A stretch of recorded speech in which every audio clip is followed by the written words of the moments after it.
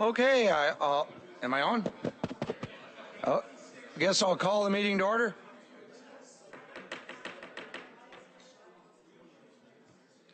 So I guess I'll start by, does anybody have to leave early today? Okay, 1, and George, 1, 2:30, Mr. Smith, yep. 1, Richard. Thanks, Your Worship. 11:30, please. 11:30.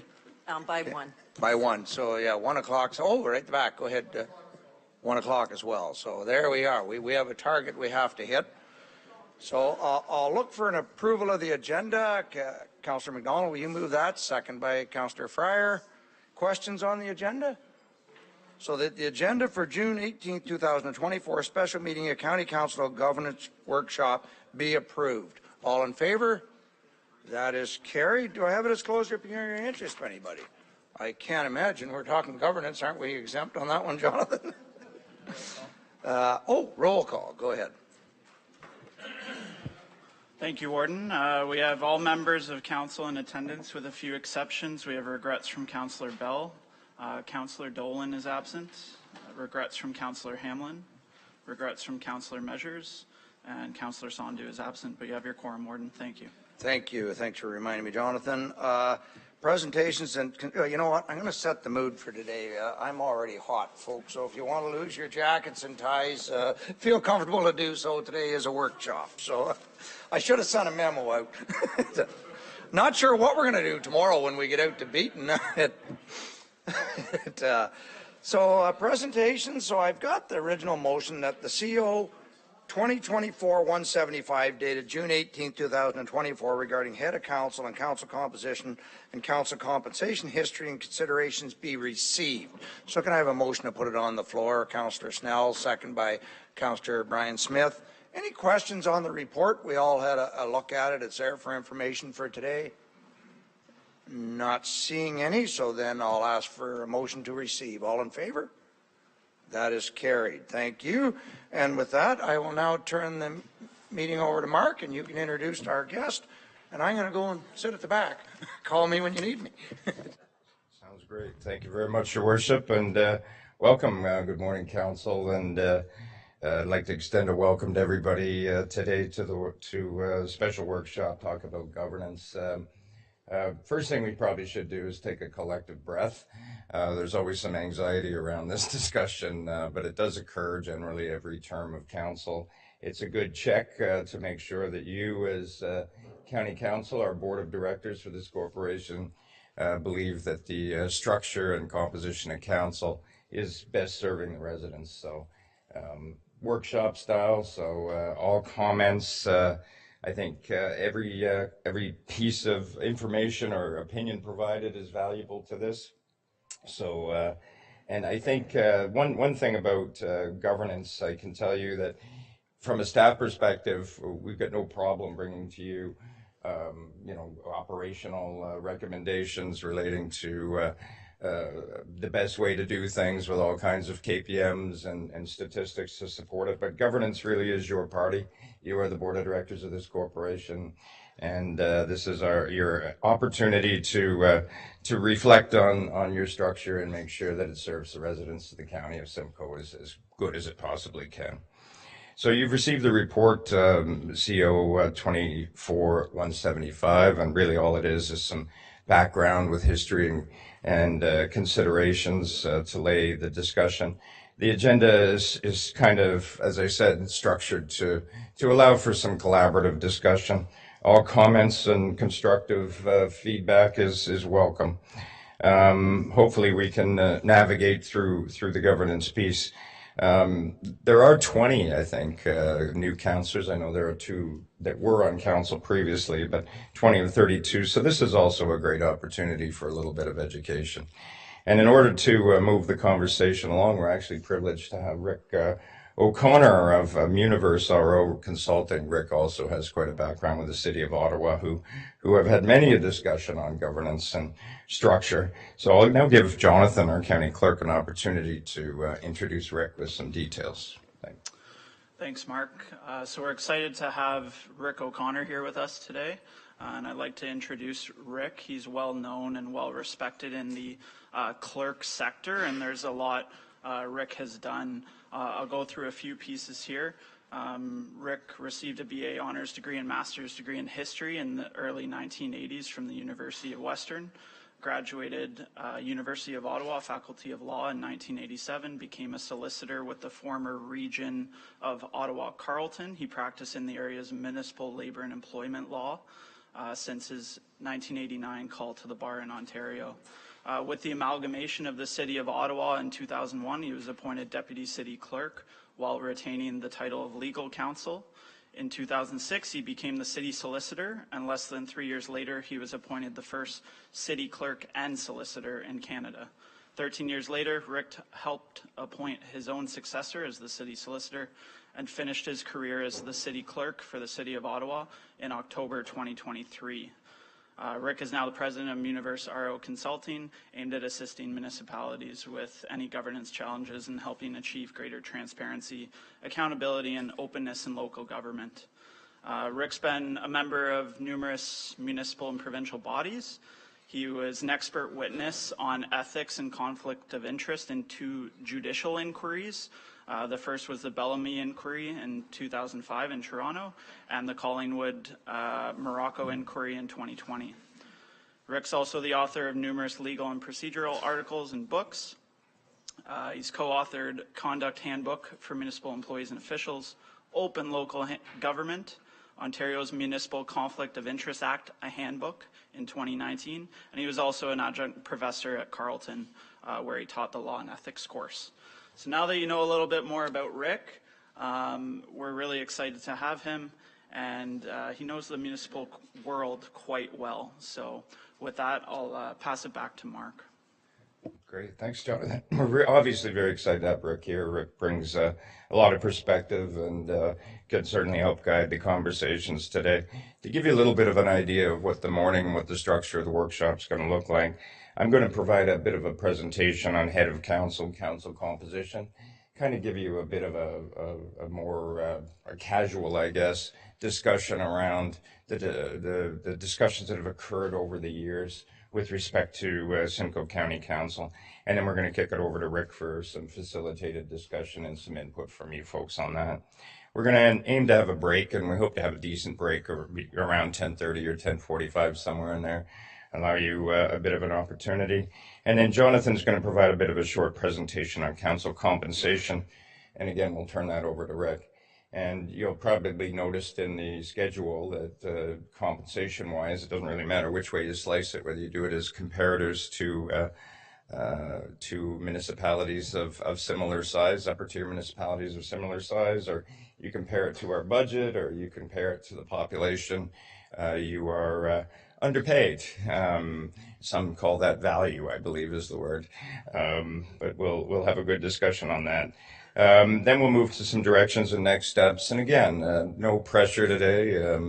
You can receive the information. You can pass it on to the governance committee for formulation of some recommendations for consideration to county council, or you can get right into it if you want to and make some resolutions. But we'll get to that at the end of the day through facilitation with Rick. So again, we're not looking, there's no guns to anybody's head. We're not looking to make any firm discussion or decisions today. And I think what we're really looking for is some input and some good discussion and an opportunity to educate you on kind of the historical discussions that have taken place. So thank you again for your commitment to this endeavor, and obviously a hot day. We've got the air conditioner cranked in here, but this is a big room. So well, with this, I'm going to start with kind of a little bit of history on the head of council and composition. And feel free to interject if you have any questions of clarification, but when we get down to discussions, we'll leave it with Rick and yourselves under the facilitated portion. So I think, as you know, governance history and background, the head of council, the role of the head of council, there are some schedules in the report, an overview of comparators. And we're going to talk about composition and really the number of councillors and the structure of how they're elected. So interesting history. Simcoe County, obviously, 1843 was created as a district. Districts, counties, regions are all considered upper tier municipalities in the Municipal Act. There's been a myriad of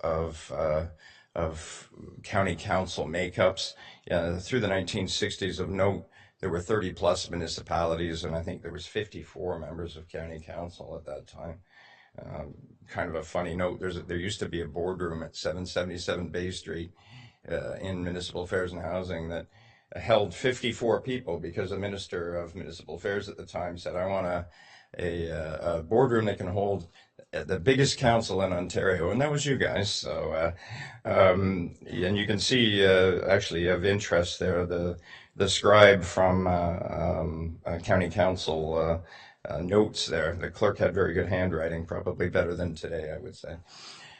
In terms of the County of Simcoe Act in 1993, this is where there was some changes to the governance structure that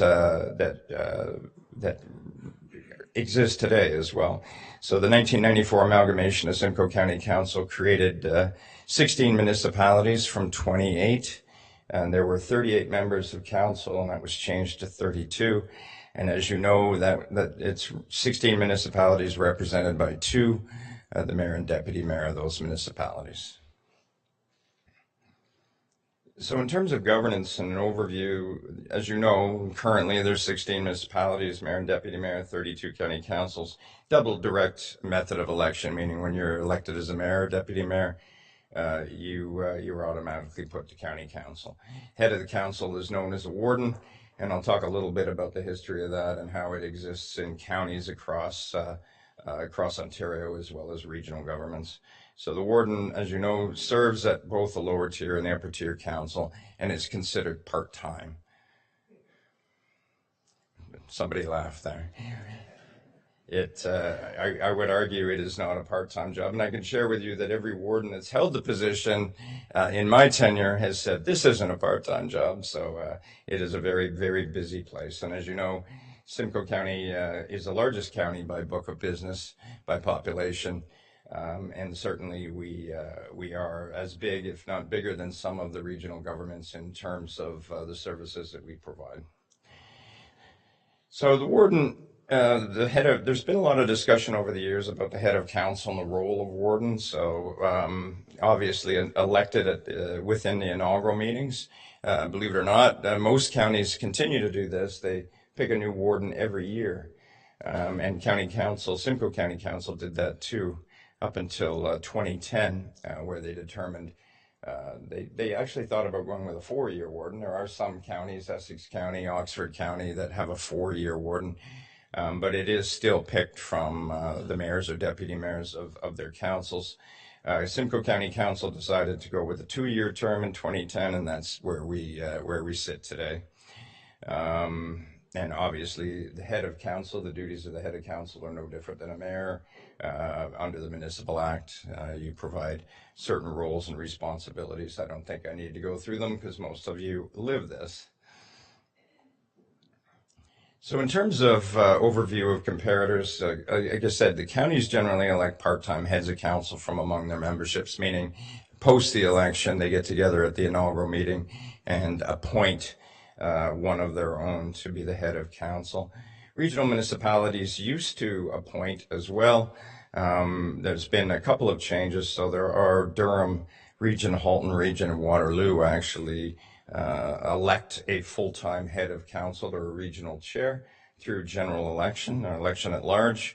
The remainder of the regional municipalities continue to appoint a full-time head of council, which is usually external from council, but generally somebody that has previously had experience or was on the regional council, and they appoint them as regional chair. Previously, the chairs of Peel, Durham, and York were in place for quite a long time. Roger Anderson, Emil Kolb, and Bill Fish, I think, collectively sat as regional chairs for many, many years. And at the same time, we'd have meetings with those regional folks, and they had very, very good relationships with the ministers, and we had a new warden every year. So it was very difficult to have equity in conversations with the province at times. So in terms of options for selecting a head of council, like I said, you can directly elect to the upper tier. There was some discussion about how difficult that would be in the past in terms of trying to campaign across the entire region, or you can elect from within, and you can do that a number of ways. Through an external appointment, you have the option to serve only on the upper tier, or you could pick one from amongst yourselves, as you normally do. So a couple of key considerations around head of council. As I said, the last number of wardens have always expressed to me they had, even if they've been on council for quite some time, and maybe Warden Clark can back this up, but you don't really know how busy or large this corporation is, or even the services we provide, until you're in the driver's seat as wardens. So a lot of wardens have said it's a growing region, and the workload for warden just increases because of the complexities of the services that we provide at the County of Simcoe, and the relationships that we have with our 16-member municipalities. So all regional municipalities have a full-time head of council. All counties have a part-time head of council. Some legal risks associated, and we do have Zara today, and we have Trevor here today if there's any questions relating to those things. But you may recall we did have a letter at one point, I think last term of council, trying to clarify whether or not we would be able to appoint an individual. And the minister wrote back to Warden Cornell at the time, indicating that the province would not provide clarity, but that the Municipal Act does allow flexibility whereby an upper tier municipality is generally able to revise their council composition to best meet their local circumstances. So I don't know if that was an answer, but they basically said, why don't you get some legal advice on that and do whatever you feel is appropriate. And most clerks believe that we're within our realm to do that because certain other upper tier municipalities do that. So you could actually appoint a head of council. So other considerations, the warden's obviously an important leader for county council and the organization. Any change to method of selection for the head of council may require consideration on length of term, as well would require triple majority under the Municipal Act. And I'll get into what exactly that means when we talk about composition.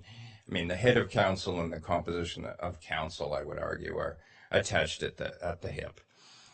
So in terms of overview, as you know, we talked about there's 16 municipalities, each represented, and you know all of that. In terms of,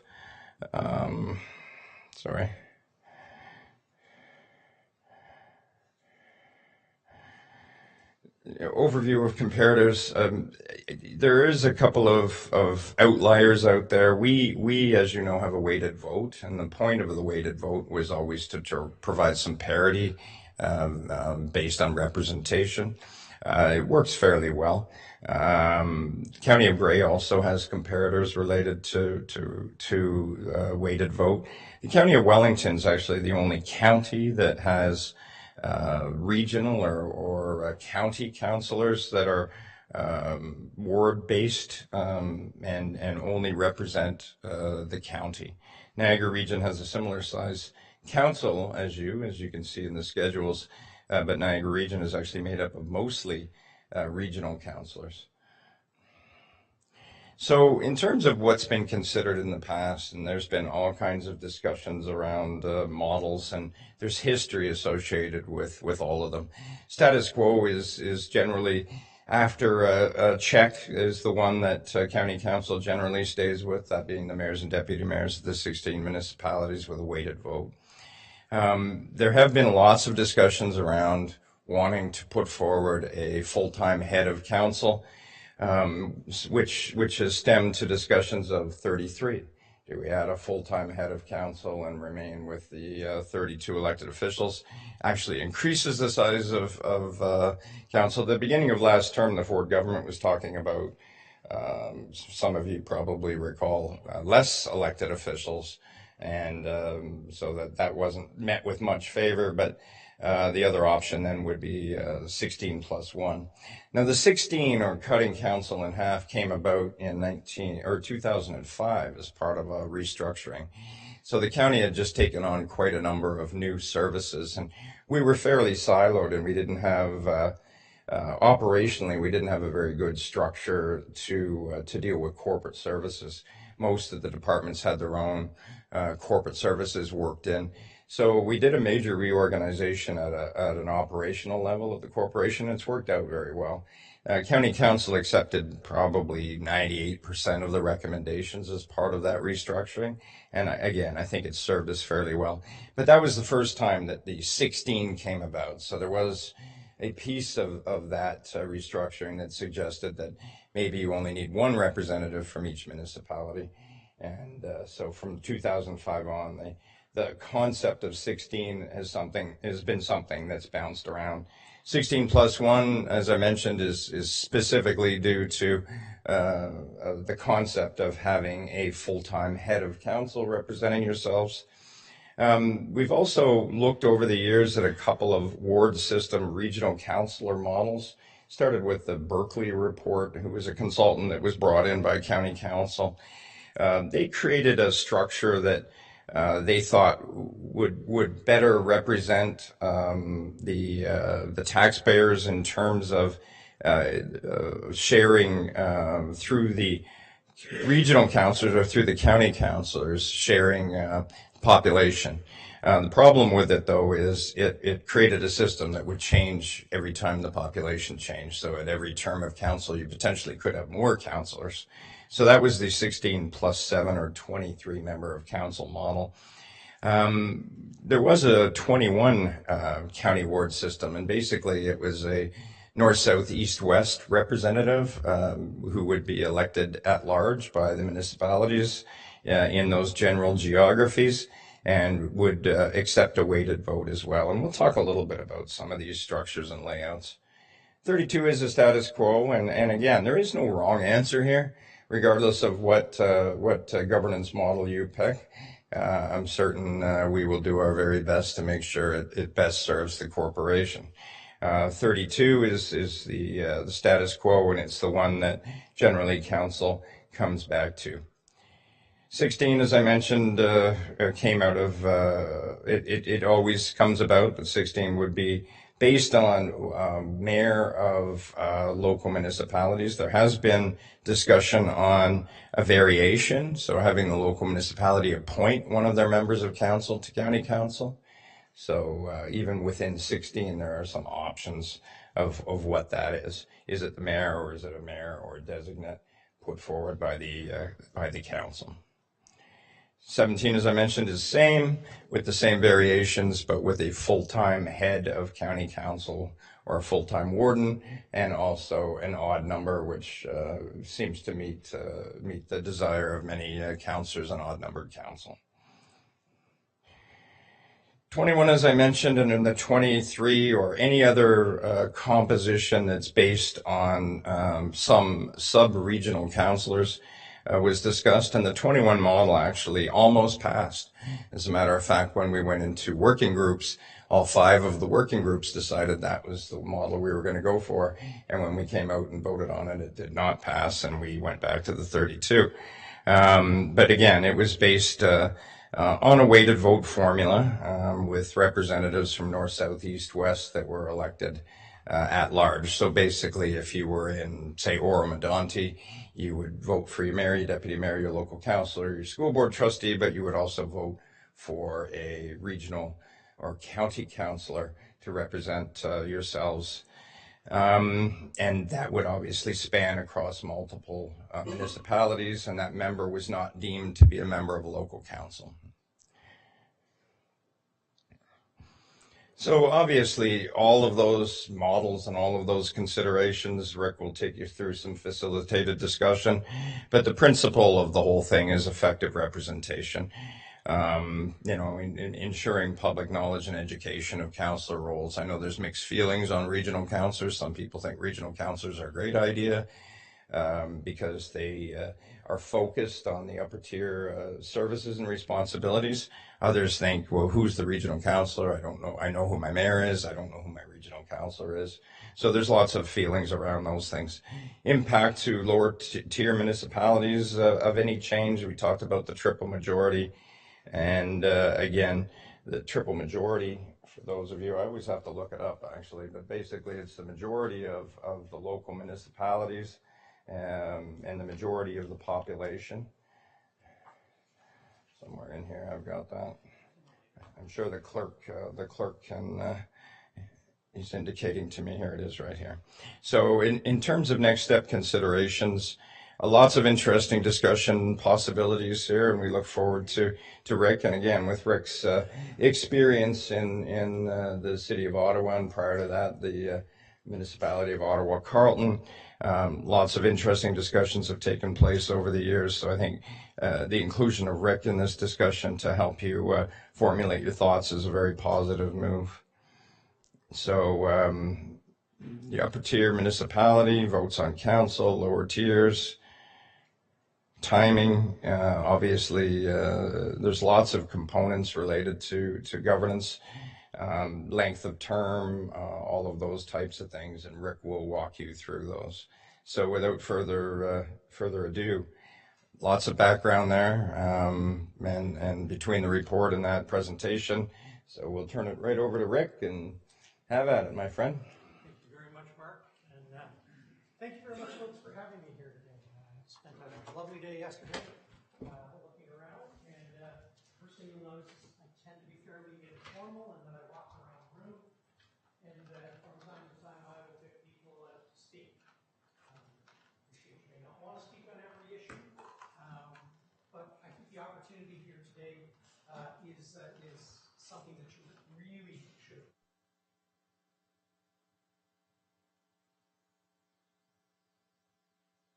Deeper dive background on why I enjoy facilitating matters with council. As I understand this, council, you are looking at three distinct issues. I think we can all sort of agree to that. You're looking at your council composition, yes or no. You're looking at whether or not your head should be full-time, yes or no. And then at the break afterwards, we'll talk about compensation issues with regards to that. I don't have any mandate to do anything other than to engage you folks and see if you have some ideas and questions. So when I look at this type of workshop, I'm reminded that I began working for the regional municipality of Ottawa-Carleton full-time in 1989. And at that point in time, they had a model of indirectly elected, so members all came from the lower tier. They appointed an external chair. And that external chair was not elected. It was someone who was a former mayor who council got along with, and quite frankly, one of the bases I find in many municipalities is as long as you can chair a meeting efficiently and effectively, that's what really counts for most members of council. So at the old region, we had that, and they appointed an external person who was not elected. In 1991, Ottawa-Carleton's region became the first region in Ontario to have a directly elected chair.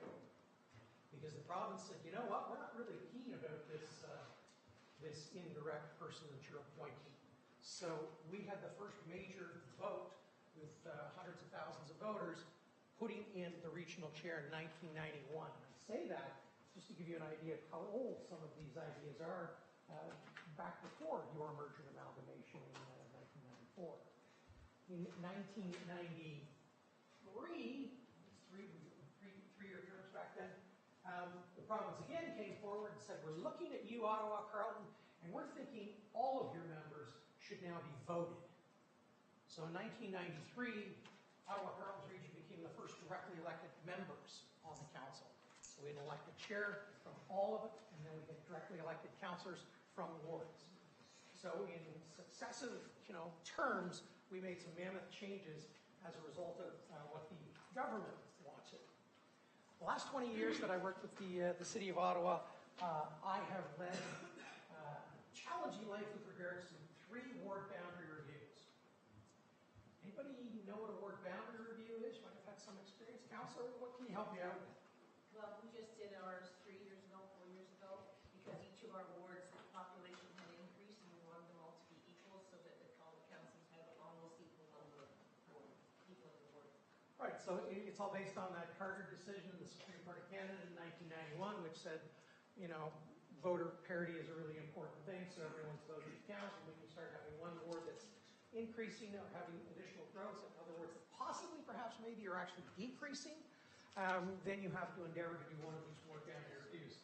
And we did the ward boundary review in, I think it was 2005, which we described as a targeted review. Because the direction from council was, I don't know if you folks are familiar, I've been to Ottawa. Most of them. So we've got the river north, then we have the core area downtown, then the NCC were kind enough to give us this green belt in the 1950s, and then after that you have the subdivisions, and then at the end, at the bottom, you have the rural area, and Ottawa is the largest rural municipality in Canada. True. So when you're doing this sort of thing, we were looking at ward boundary reviews, council said to me, we really think we should just, link up some of the rural areas and collapse them because, we have 30 and 40,000 people in each of our individual wards in the suburban and urban area, and they only have like 10 and 12,000. So instead of 5 councils, why don't we have 2? I literally wanted to have one ring down to the river and canal and another ring on the other side. These are types of matters that can be appealed.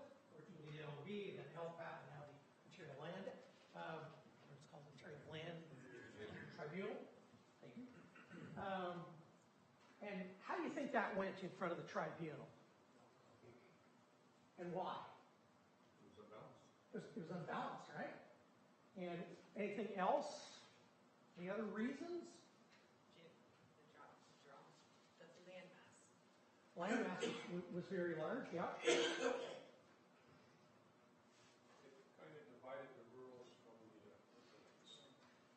It certainly did that, and part of the concern was this almost looked like it was the urban and suburban folks were ganging up on the rurals, and they were not paying attention to that 1991 Supreme Court of Canada decision, which said if voter parity is important, and we like that, but there are a number of other factors that come into play. And one of them is the community that you are dealing with, and the rural community, they said was not respected by the city council by and large. And they threw out the entire thing. They said, no, go back to the drawing board. So that was an absolute failure. Good on the clerk. I led the day. Fortunately, I didn't have to testify because that would have been bad. Much more recently, we did a ward boundary review in 2019, 2020. Everybody remember 2020? We weren't allowed to be like this. We had a pandemic. Bad things were happening.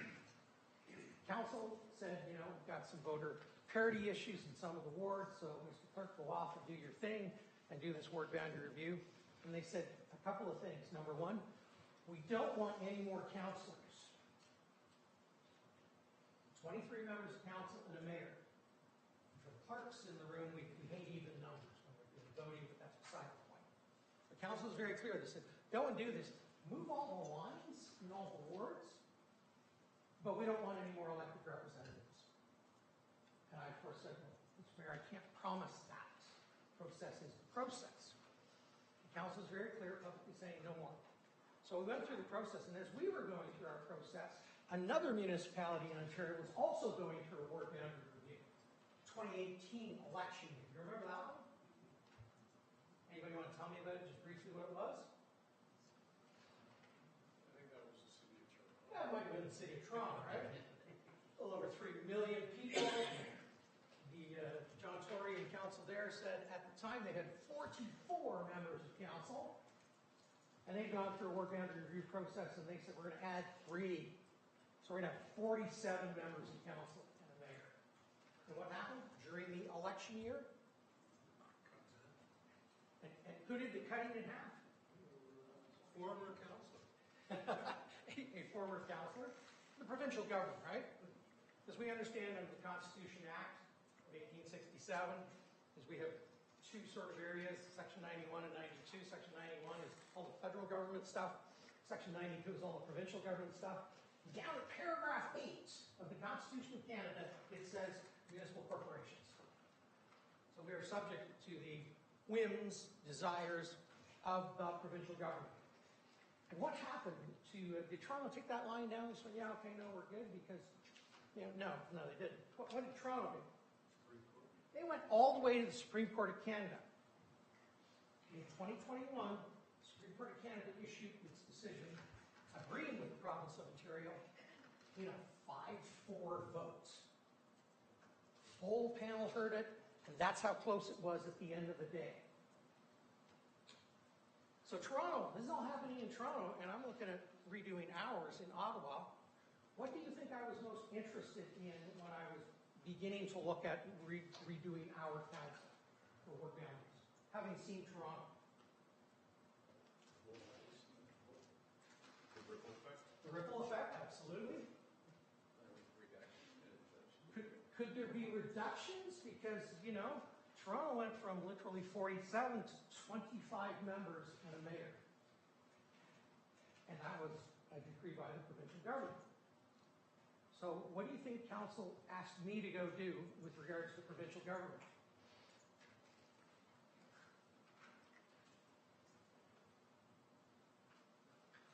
Before I spent time and money on our work boundary review. 100%, right? Can you reach out to the Minister of Municipal Affairs and the Premier and see if they have a number for us? Is it 17? Is it 15? Is it 12? These were all things we were thinking about because we didn't want to spend a bunch of money, time, and effort in public meetings and then have the province go, you know what, you're not actually the size of Toronto. You're a third of the size of Toronto, yet you seem to have almost as many councillors. So we did reach out to the Premier's office and the Minister of Municipal Affairs, and they said, Ottawa. Where is that? Don't you have a bunch of Liberal MPs and MPPs? Just saying. So they told us no, they didn't have a number for us, they weren't concerned. So that's how we went forward with our ward boundary review.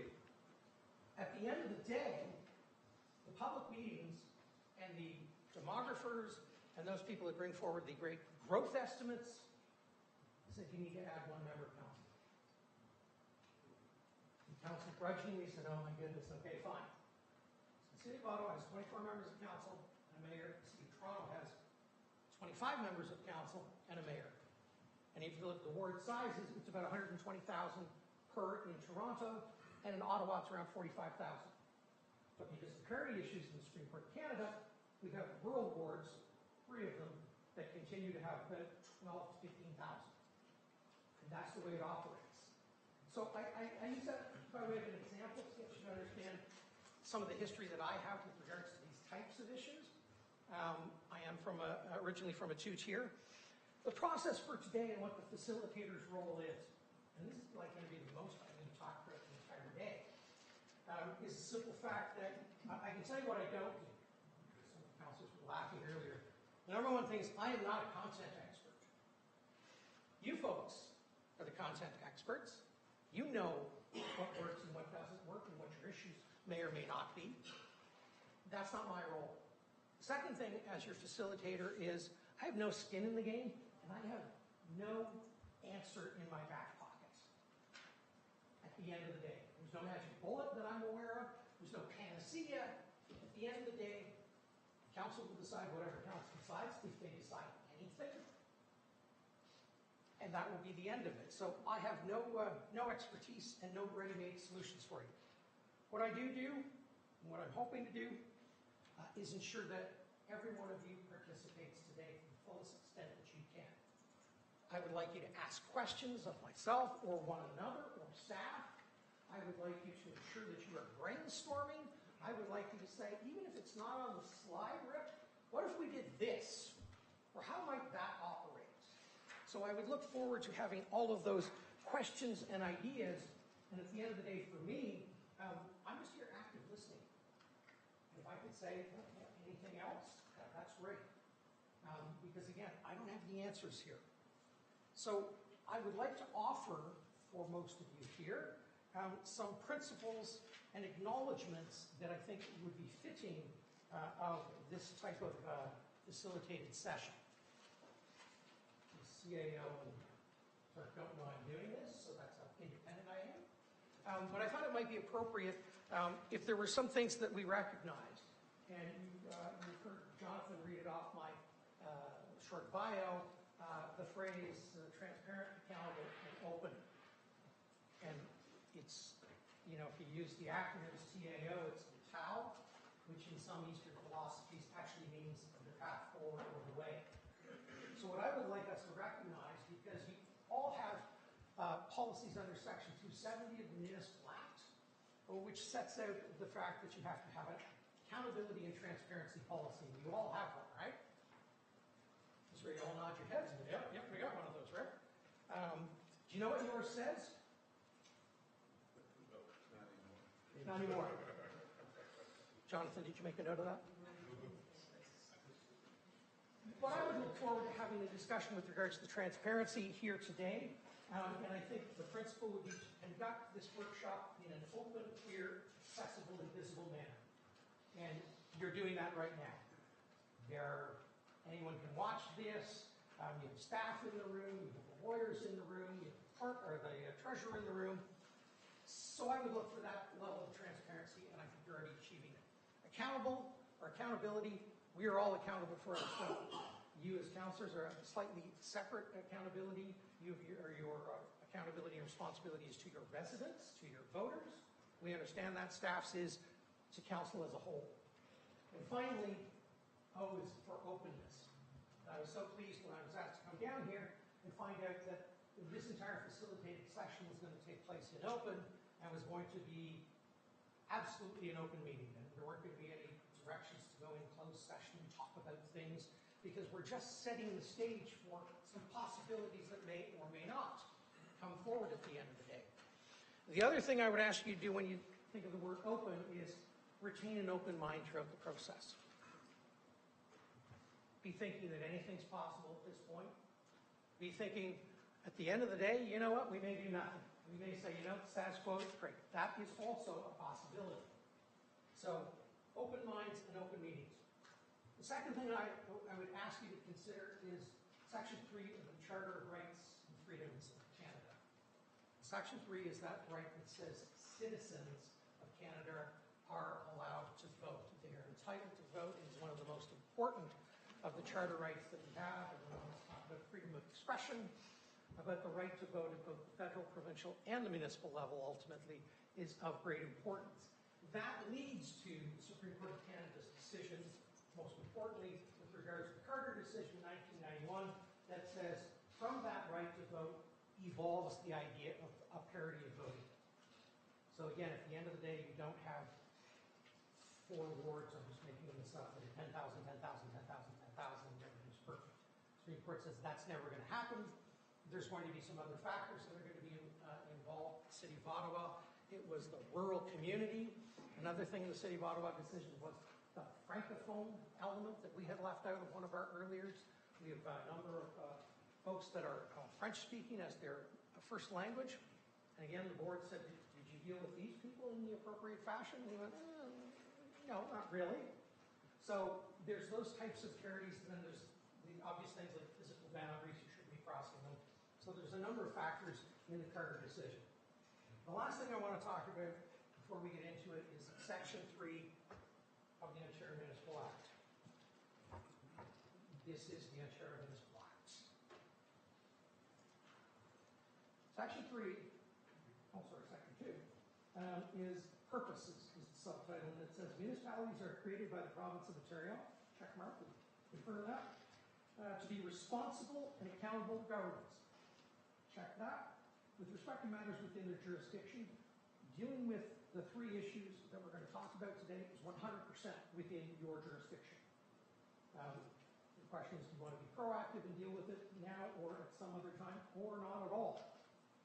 It goes on to say you must be within your jurisdiction. Each municipality is given powers and duties under this act and many other acts for the purpose of providing good government. So the province of Ontario, through Municipal Act 2001, has said part of your deal is to provide good government.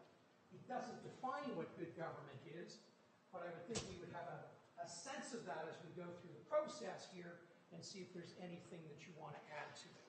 So, Jonathan, can I go to slide 7, please?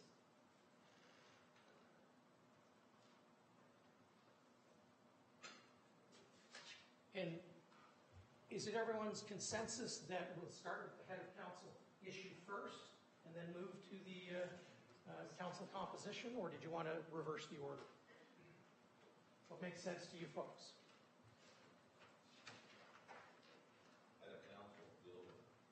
Head of council? First on your list?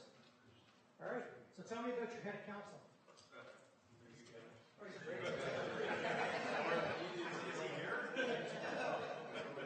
Great guy, yeah, no. What's the number one issue we're dealing with regards to head of council? Should be a full-time role. So, well, let me just press you on that. What does full-time mean? Full-time means you're the warden of this county for a term. Or whatever you decide, it's full-time. This year, 500,000 population. We run a $1 billion business. You need to have somebody guiding that ship. Full-time. Okay. You can't do part-time. What else is, and let's talk about the dichotomy, the full-time versus part-time. Well, it allows them to focus on the county versus the township versus the county. It allows the role to fulfill the position in a full-time position without being pulled in a different direction with his particular township that he runs, or she runs. Or she. And is that it? Is that the full extent of it? Deputy? I think the networking aspect that CEO Aitken spoke to earlier is very significant. I think that we continue to shorten ourselves by, we go to delegations or we're creating relationships with the province, and then, after 2 years, someone works really hard to establish that, and then it's gone and we have to start all over again. So I think that's important. So there might be an issue with the term, the 2-year term, I'm hearing? Yep, Councillor? I'm not sure if it was said, but the one issue is if you make it full-time and it's a person who's already the mayor or the deputy mayor of a municipality, that takes time away from what they were elected for by their constituents, and then you become more of a county person than you are a municipal person. How we elect them, if they're elected at large or they're appointed. Right, and you've heard, we've got some different opinions on whether or not you can appoint externally. We don't have those concerns appointing internally, and you certainly don't have those concerns if they are directly elected. And when I found out that, I was coming here from you, a population of 507,000 according to the 2021 census, I was amazed. This is like the largest county, and you have still the 2 tiers, and you still have a part-time head. So with the part-time head, how many hours is that a week? Just tell me about the HRLR elements here. 40, right? Actually, this week's 35. I don't count the drive here. I figure everybody has to drive to work, right? It takes me an hour to get here, so. Right, we don't count portal to portal. Yeah, so it's 35. What I can say, Judith, what you said earlier, is that I'm hoping to do another 2 years of you folks. I absolutely won't get reelected in Romero. And I've even had councillors say, yeah, your head's not in the game here anymore, because there's just so much going on at the county level that I'm absolutely ignoring Romero Township.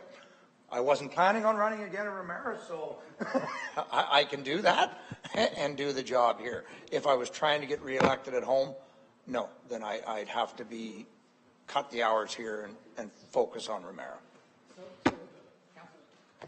Just to build on that, the other side of it is on a lower tier level, a lot of us are working full-time as mayors. So I don't know how you combine the two of them. I'm probably working at least 40 hours a week. So if I was to run for warden, like physically, pretty much impossible to do. Just a question, I think I'll refer it to Mark maybe. Do we know, Mark, how many mayors in this community are full-time versus part-time? One of the things we never looked at when we elected the warden was whether they were a full-time or a part-time warden. And we just went, a lot of us, 20 of us were new councillors. Today we're more conscious of that, and I think it's important. And the other thing, Mark, I'll throw at it, how many committees is the warden expected to sit on? I like it. I'll deal with the easy one first, because I think all the mayors work really hard. Stuart? No. Yeah, I think it all depends on the municipality and the individual at the local level, but I think, most of the municipalities that have grown, the mayor is a full-time job, and the mayor's there all the time. I think maybe some of the townships, the mayors rely perhaps on their deputy mayor or their council a little bit more, and can continue to hold gainful employment otherwise. But I would argue that over the years, it's certainly the local mayor job is a full-time job, in my opinion. And I see a few hands. Councillor Dolan.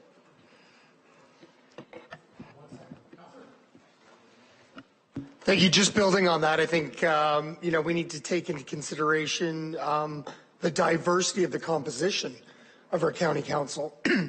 Many of us hold down full-time jobs in addition to our municipal responsibilities and our county municipal responsibilities.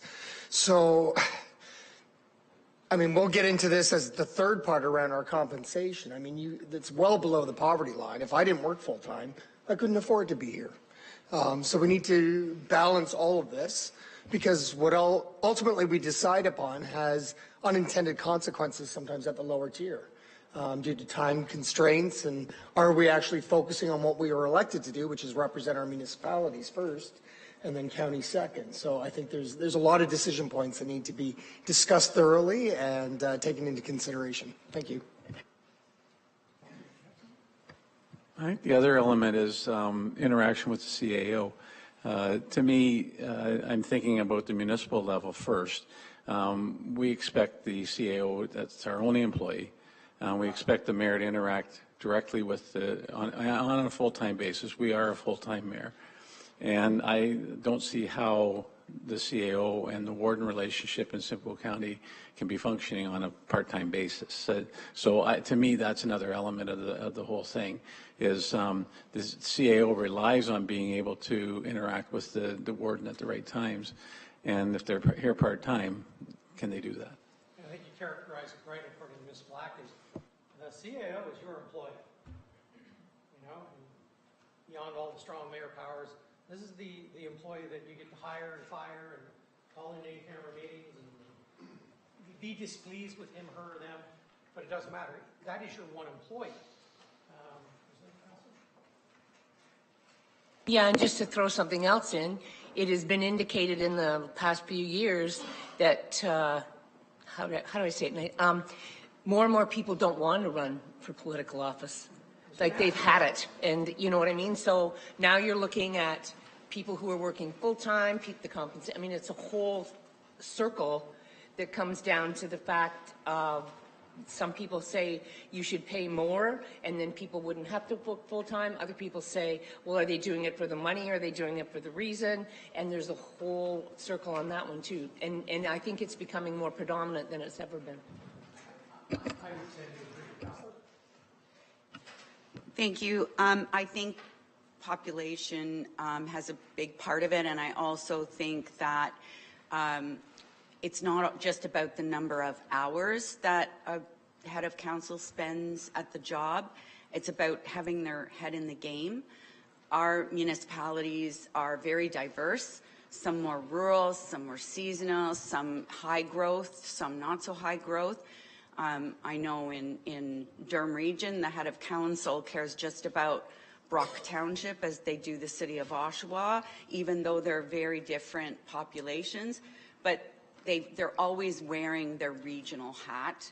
I've been at AMO delegations with the warden of Simcoe County, not this one, I just want to say, but where we've gone to a delegation meeting with a minister about, you know, items that are to do with the county. And once that's over, the warden would say, oh, and by the way, you know, in my home municipality, I'm looking for A, B, and C. And they shouldn't be spending county delegation time on trying to advocate for their own municipality, which is really hard. It's tempting to do when you are loyal to two as opposed to loyal to one. Thank you. I'm going to step back to Warden Clark. I think it's almost a way to look back and refresh the whole deal. Most folks who have that vote expect to have a representative that they voted for. And given that the county has certain services that they're responsible for, if you have someone in the community that wants to work towards, say, seniors, work for the homeless, work for public transportation, and those are the interests that they have, they're placed in a position where they literally have to run for a municipal office that puts them on this council. And then once they get here, it's the current state of affairs is that the council votes for the warden. So given the fact that Warden Clark's already indicated that, you know, this is a full-time position, and I agree with it 100%, you step back to what I read in here about in some areas the mayor or whoever it is who comes to council, if they do seek the warden's seat, then they relinquish their seat at the municipality. So I kind of wondering about the ability for residents in Simcoe County to actually elect the warden at large, because that's the way that you could have that full-time position and also allow someone who actually wants to sit specifically in that chair to run for that position too. So, I mean, that's just a consideration. It seems kind of strange that we vote for our elected representatives at both the federal and provincial level, yet at the regional level, in our particular case, we don't get to vote for anybody who sits at this in this house. So there's a lot of things going on in the background here, and it's always kind of been status quo moving forward until obviously 2010. So just to throw another fly in the ointment. Mark, did you want to add something? Oh, just clarification to Councillor Strathern. So the warden is ex officio. You asked about workload. The warden's ex officio on every committee. But realistically, we actually have to sit down and determine which committees he can make and can't make. Warden Clark does a really good job making the committees he can, but often there are a number that he's either a delegated authority or delegated another councillor to attend on his behalf. The warden and I do talk every day. We spend a lot of time together, but we do talk every day. Councillor? Thank you. 2 points, and I would certainly agree the workload of the warden has grown over the terms, so full-time for sure. What that looks like is that underlying question, of course. And I just heard the comment about, you know, people being elected and people electing your leader, but in fact the Prime Minister of Canada is not elected by the people. He is elected by his party. Anyone in the House of Commons can serve as Prime Minister. And so it's no different here. We're sitting here and electing our own leader, and the House of Commons does the same. So, well, I guess every level of government does. Everyone under the Westminster parliamentary procedure. So I guess the concern is we are, in my sense here, we are the leaders of our community. And so regional government is that bringing together that region. And so I think if you're going to go an at-large voting system, it's going to be very difficult. And do you get the leadership you need, or is it just somebody that's looking to run for the position? Because I think a lot of it comes down to the leadership in this room for our council meetings, for our deliberations, and for who's going to represent this body itself. I think the other thing that would have to enter into it then is thinking of it empirically, the idea of electing the warden and then electing the deputy warden. We elect the deputy warden. My premise behind it would be to season them to probably take the role of warden at some point in time. So when we start talking about the head of council and possibly looking at a different way to deal with that. I think we're going to have to draw in the deputy warden situation too, because that's the way I'm looking at it. As I said, I'm looking empirically. That's the way it was supposed to work in the municipal system. You go into council for a term or two, and then you move to deputy, and then you go to mayor. That's how, I know it doesn't work like that all the time, but that's the way the structure was set up to perform. So I think we have to consider the deputy warden's position at some point in time at the same time. So can you go to slide 8, please? And I know some of you said, yeah, we get all this, we understand. I just want to emphasize the leadership role, which sometimes is lost in the discussions. And when you look at the role under Section 224 of the Municipal Act, this wonderful Bible, which, by the way, does not tell you whether or not you are a full-time or part-time council. It is what it is. It's 400 and some pages long, but at the end of the day, it does not help in any way, shape, or form, other than to say, oh yeah, councils, you can make those decisions. You can even change the names and, you know, call yourselves different things. You have all sorts of authority under there, but if you're looking for a roadmap, it's not really here. But when you look at Section 224, which for me is the heart and soul of what councils do, you know, it says, to represent the public, Section 2 about having good government, and consider the well-being and interests of the municipalities. That's a given for you folks. B, to develop and evaluate policies and programs of the municipality. Here, to determine which services under C the municipality provides. And then there's D and D.1, because they could never actually get to an E, which is to say D, to ensure. I always like that verb, which says, members of council, you're not actually researching, writing, or doing anything, but you have to ensure that administrative policies, practices, and procedures and controllership policies, practices, and procedures are in place to implement the decisions of council. Now, I think we know what administrative policies, practices, and procedures. What's controllership? And the treasurer doesn't get to answer the question. It's financial sustainability. Financial sustainability? Anything else? And the reason I raise this is because it's not actually a defined term in this huge doorstop. It's municipal doorstop. And it's only used that word in one place in this section, which is not defined. So it talks about the fact that you people are supposed to have the financial, and it goes on policies, practices, and procedures, and you ensure they're in place. And D1 says to ensure that the accountability and transparency of the operation of the municipality, including the activities of the senior management of the municipality. E is then to maintain financial integrity, and D is to carry out other duties as assigned. The reason I read those to you is so that I can actually read what the statute says about the leadership that the head of council brings. And the head council, whether it's mayor, reeve, ward, or regional chair, doesn't matter, they all sing by the same song sheet. It's his role of head of council to act as chief executive officer of the corporation. That's a term defined, and I'll get to it momentarily.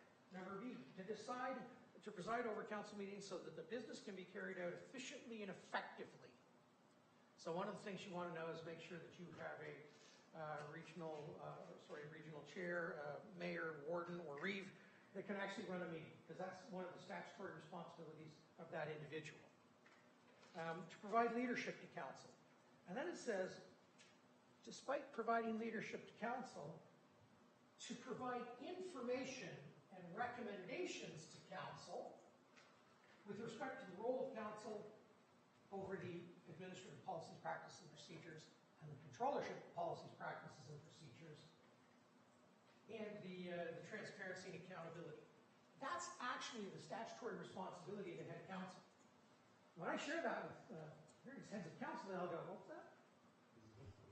Because we all understand when you get to 226.1, which is those wonderful duties that you have to do, uphold and promote the purposes of the municipality, promote public involvement, act as a representative of the municipality, both locally, nationally, and internationally, and participate in foster activities that enhance the economic, social, and environmental well-being. That's all those other duties as assigned that heads of council have to go do. At the City of Ottawa, I can tell you, I had council who would go out and do 275 activities in a year, which is why the mayor and councilors of the City of Ottawa are full-time, one of the reasons. So how do you define full-time versus part-time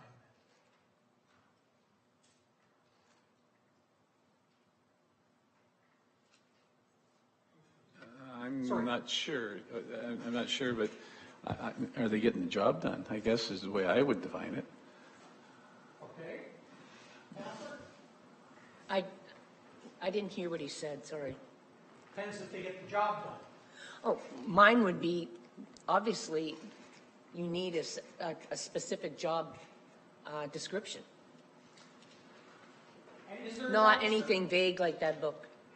And is there a job description?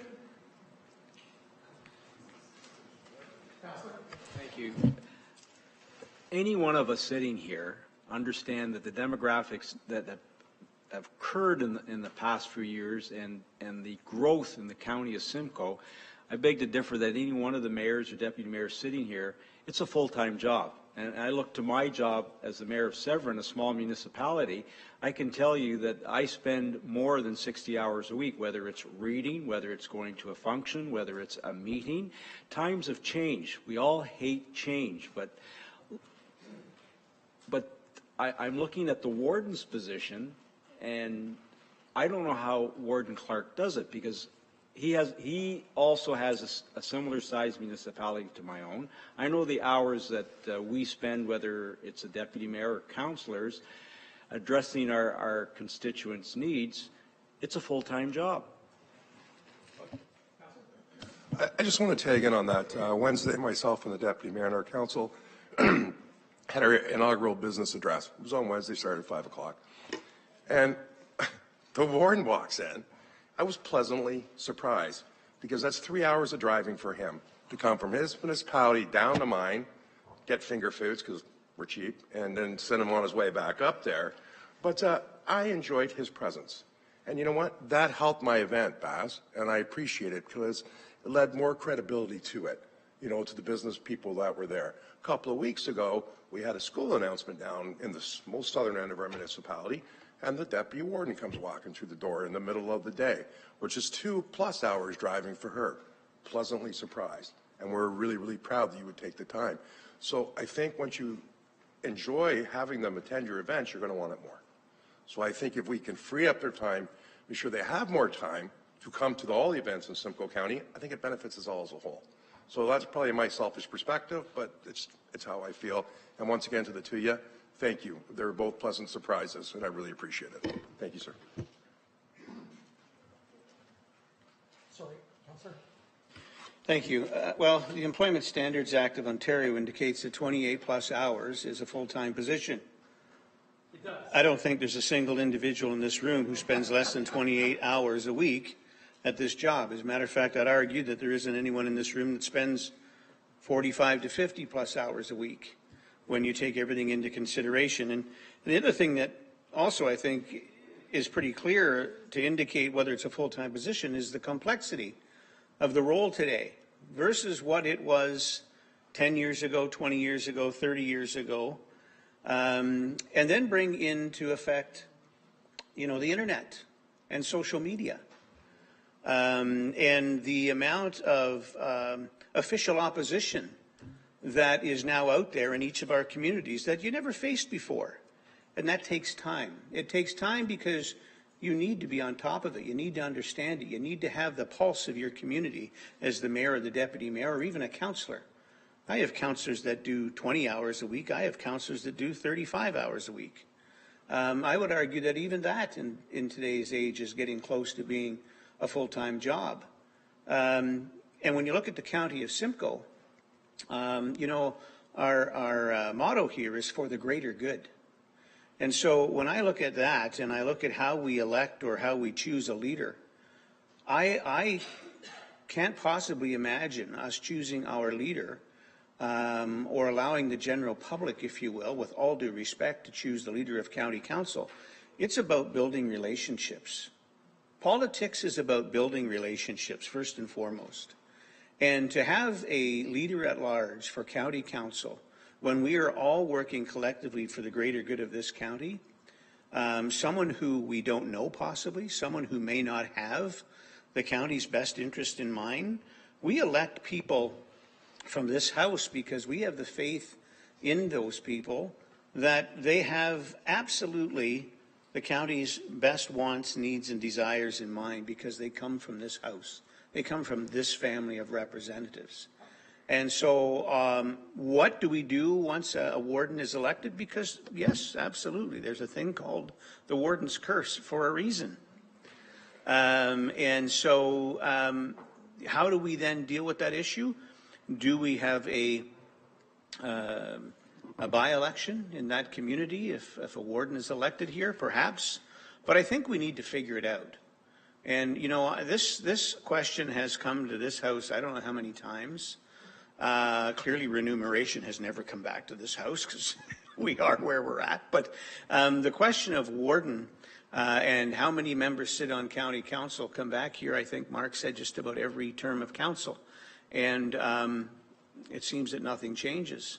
Well, I say it's time for this house to take leadership and look at what's best for the greater good of this community and all of our municipalities. And we do what's best, and we try and get it right this time. Thank you. And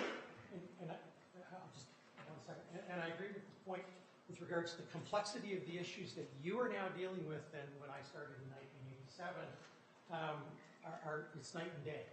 I mean, these are complex issues.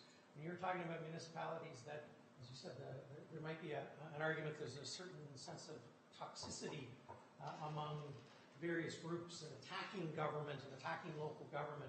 We have people with encampments on local governments all across the country, which are in various forms political protests. So I think the issues are much more complex now than they ever were, and that requires more recommendations and input from staff.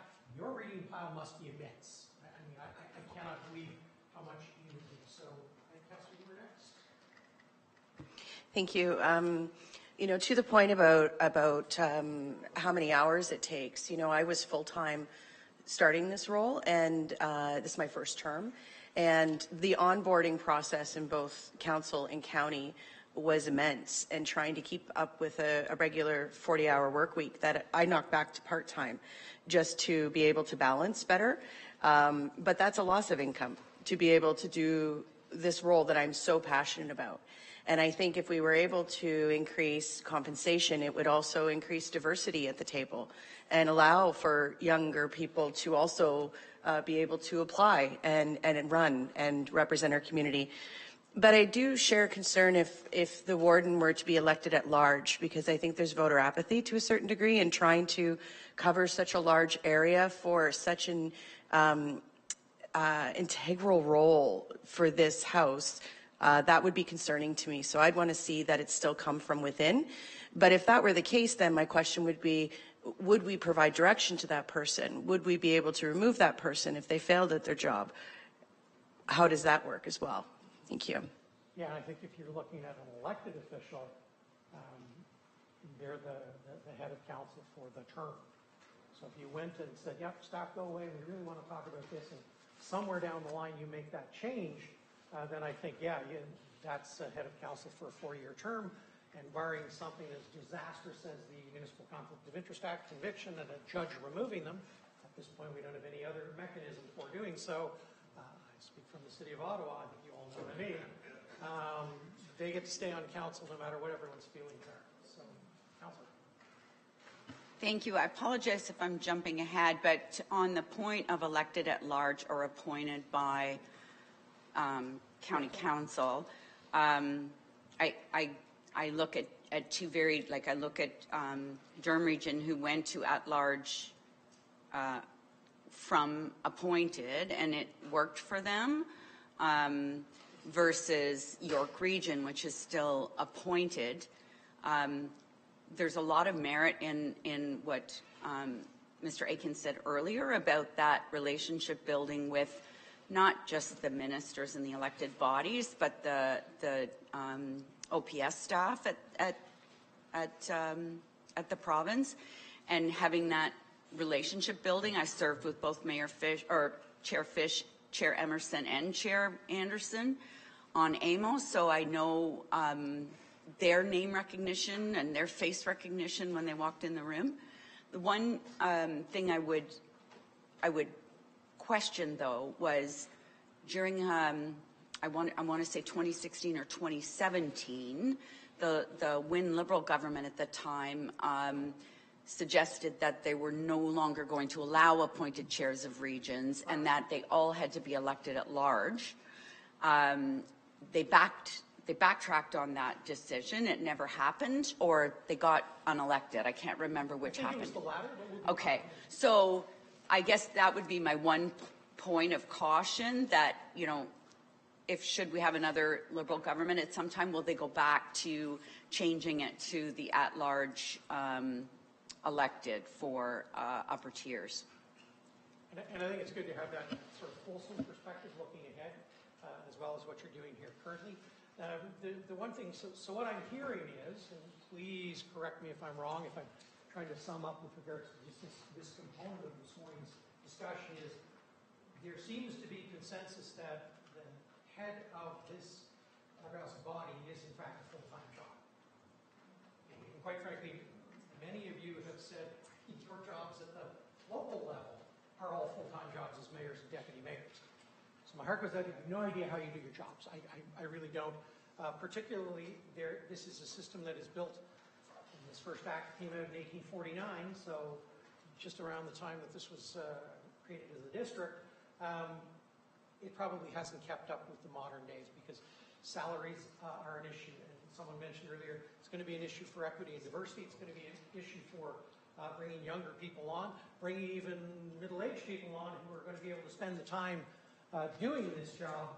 So this is what I'm hearing. I see a lot of heads nodding, so I think staff are writing this all down because I'm not. And I'm used to that because I'm the clerk. I'm not the deputy clerk who does all those duties. So I think that's what we're hearing. Chair Clark, did you want to summarize for us? Sure. The same thing. When you say what full-time, it hasn't got to do with the hours. It's being able to dedicate yourself to the job and not be splitting your duties. I'm meeting Paul Calandra Thursday at the Aurelia campus. First thing my council said, ask him about our MZO. No, I won't. That's not why I'm there. I'm there to praise the work of county. I'm not going to be distracted or blindside him. So it's somebody that can dedicate their time. And I really think you want to appoint somebody yourselves. When you look at electing at large, there's 5 ridings, provincial and federal, within Simcoe County. And I know they spend roughly $100,000 an election. So I don't know what it would cost to run for warden if you're going to run at large in Simcoe County, but you know you're going to have some pretty big sponsors helping you through that process. So now you're going to get a warden that you don't know is his loyalty with this house or with the people that sponsored the money to get him there.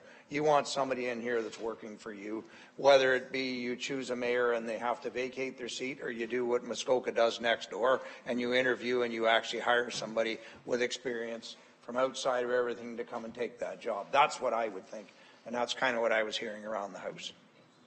Okay. Sorry, just further to the warden's comments. So Muskoka does hire someone, like the actual mayors hire some district warden, do they not? Is that the way it works in Muskoka? I think that's the way it works. Appointed is what they do. They appointed, well, it's Jeff Lehman. We can always check on that, just to confirm. I would be in favor of something like that versus that large. Okay. And you have 2 more, and then I got to move on to Councillor Post. And so I completely agree with the warden's summary of that.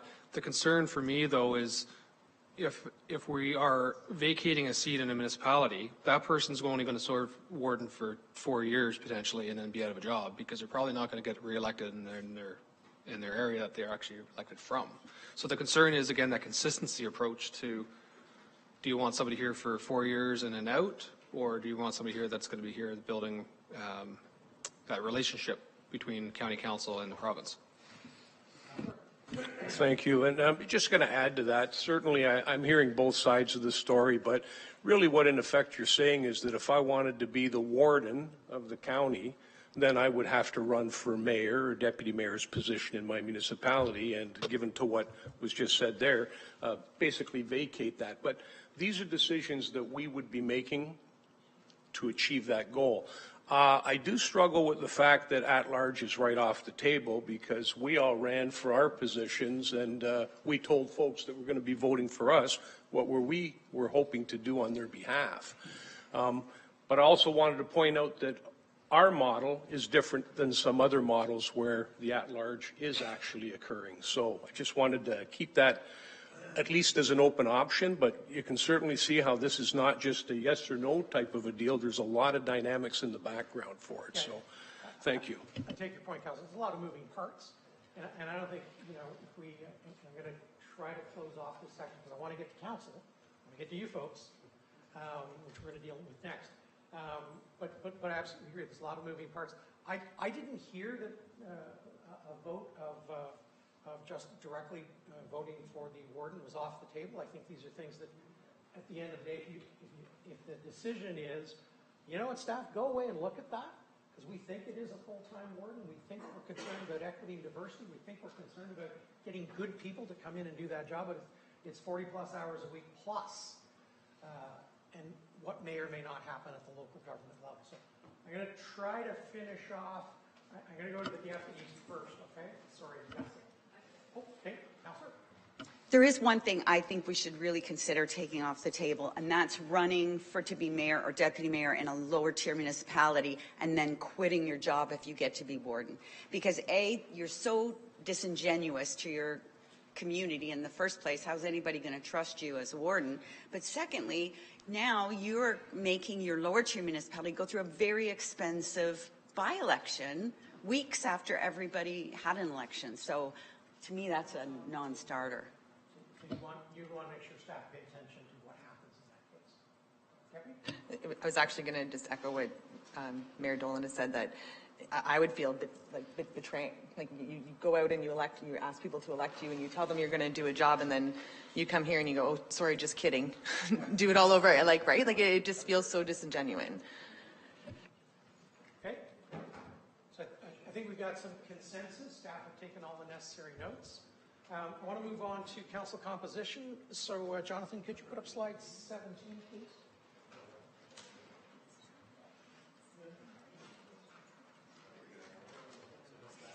So there's a couple of options here. I want to get your consensus, your opinion, your points of view, your perspective, positives or negatives, pros and cons. And the first one is status quo. And I'm going to link it to full-time warden. So is status quo on the table for you folks? Thank you, Councillor. Tell me about why. Well, I want to know what was broken first before I would change. And again, I keep coming back to the fact that I think the deputy warden position is central to what we're doing with the head of council too. You read out in the Municipal Act that the council has certain duties they have to fulfill. And the role of the head of council is to fulfill those for them in some sort of fashion. And that's communicating with the CAO because he's enforcing our policies and our practices. So I look at the deputy warden's position as somebody that you're going to try to season to move into the warden position because of those duties that we're putting onto them. And so I'm still in favor of the current system. Councillor, you want to talk about status quo? I'm sorry. Going to say that's all well and good, but you could be succession planning and not get elected next term. So there you go. That's what happens when you're a politician. Your future is 4 years. Yeah, you have a short horizon. Yeah, we have a very short horizon. Yeah, to me, the status quo is not it's not working. It doesn't work for me.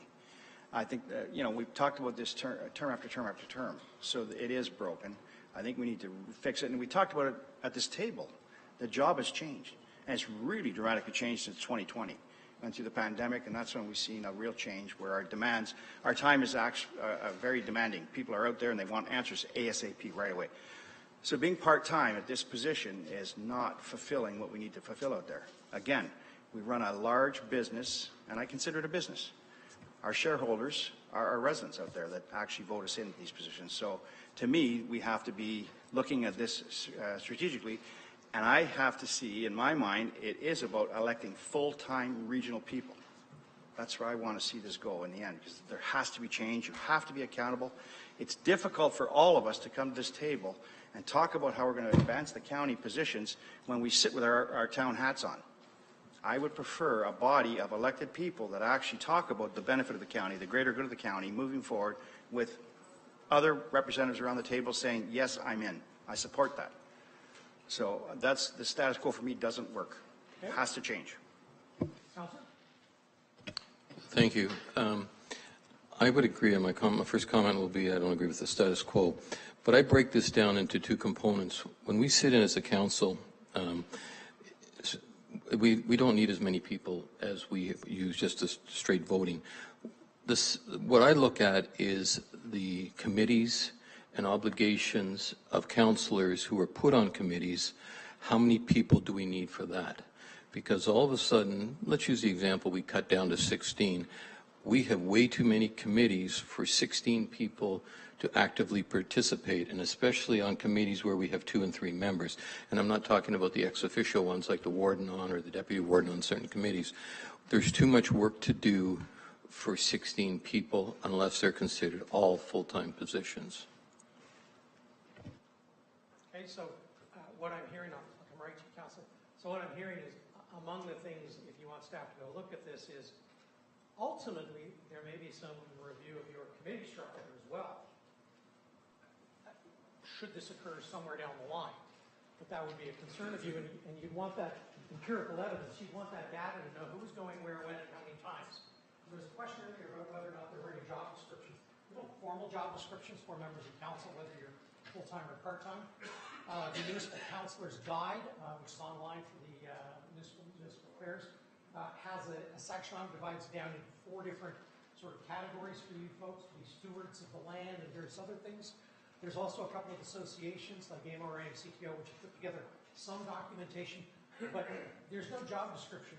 We did at the City of Ottawa back in 2005 or something, we did a review of compensation, and the group that actually did the review, they were an external group, they actually put together a job description saying, people understand, here's what you do. Once you get that out there, that's part of the education program that I heard people talking about earlier to get the public to understand what you do. Councillor. Thank you. A couple of things. Number one, the Municipal Act and how it talks to the mayor's roles and how it talks to roles of council, you know, as you just said, stewards of the land, so on and so forth. What the hell does that really mean? I mean, I can tell you what it doesn't mean. It doesn't mean or have anything to do with the roles we actually perform today in this day and age. Maybe back in 1849 that worked, but it sure as heck doesn't work today, in my opinion. And you know, from 14 to 18, when I sat in this House, I would have agreed with Councillor Leduc on, you know, full-time and reducing this. But the one thing I've come to know and understand is that, and again, I go back to our motto, for the greater good. This House sits and we all work together to do what is best for Simcoe County, which includes each and every one of us. And I'm sorry, I don't believe that an independent House here is going to really care one way or the other, whether Wasaga Beach or Tay Township or any other municipality or township, and how well they're actually doing versus the job that they're hired to do or elected to do, and that's look after the county as a whole, which does not include, for the most part, things that are directly related in each of our municipalities. Doesn't include, it includes regional roads, it includes paramedics, but our particular municipalities, today we look at each other and we say, hey, I've got a problem in my municipality, and we'll work to help each other to fix that. I'm not so sure that a regional government, because that's what we'd be looking at here as opposed to a county, a council, and I do think that they're different. I don't think that that care is going to be as great as it is today, because we all sit here collectively. And from 32 down to 16, although I used to think that was a great idea, again, with the complexities of what we do and how many things we have to do, and to Councillor Van Staveren's point, the amount of committees that we need to have in order to move this House forward and make the business happen, I think that could be very difficult. Just a quick point, building on Councillor Smith's comment there about providing for our communities. I think we're looking obviously very inward here and different models and different roles and things and what we're doing, but I think we're not really giving enough emphasis on what we're trying to do. We're trying to provide to our community better services at lower cost. And how do we sell whatever we come up with here? And and we all have our own opinions of that, but how do we go to our constituents and say, we're going to change the composition, we're going to make this full-time, this part-time, and this is what we're going to do, and it's going to benefit us as a community. How do we articulate that? How do we get that across? And that should be something that should be paramount, I think, in all of the discussion of all these different options. How does this make us leaner, meaner, less cost, and better services for our constituents? So if we can do that, like any business, and we are a business, I totally believe that, you know me, and I'm totally about saving money and providing better services. And I think that should be, any of these options should be considered in that context. And again, like you said earlier, you want the quantitative analysis done, right? You don't want to just talk about it. You want staff are going to go away and look at this. We want to see the dollars and cents. Yeah. We want to see the hours that people are putting in. We want to see the actual data. You don't just want to have a nice political science type paper. You want to see some real information so that you can make, if you're going to, those decisions somewhere at your governance committee and then back to this body, if that's the way it goes. So again, do you have a solid yes or no, or favor or not favor, or just saying whatever we do at the end of the day, we've got to explain this to the public, to the residents, to the voters. Right. Okay? Councilor, did you have anything? Councilor? Thank you. I love your comments, but it's almost like we need some sort of a magic potion to pull that off to be leaner and better and cheaper. But going to Councillor Smith and Van Staveren's comments, I also am somewhat not in favor of status quo, but 32 members. I sit on the bursary board. I have to sit here, and no offense to what I signed up to do, but I have to read 500 essays to determine 21 bursaries for students in Simcoe County. And that's just one tiny little committee. And that's the only one I can sit on, unfortunately. And there are tons of other committees there. So the fact of trying to, even to bring it down to 16 and put this as full-time positions, I think those 16 people would be overwhelmed by the amount of work they'd have to do. Because I think we're already overwhelmed with 32 of us here doing what we do here and doing the committees that we've signed up for. And that's just a small amount of data that you're providing. You want the bigger picture. Correct, yeah. Councilor? Thank you.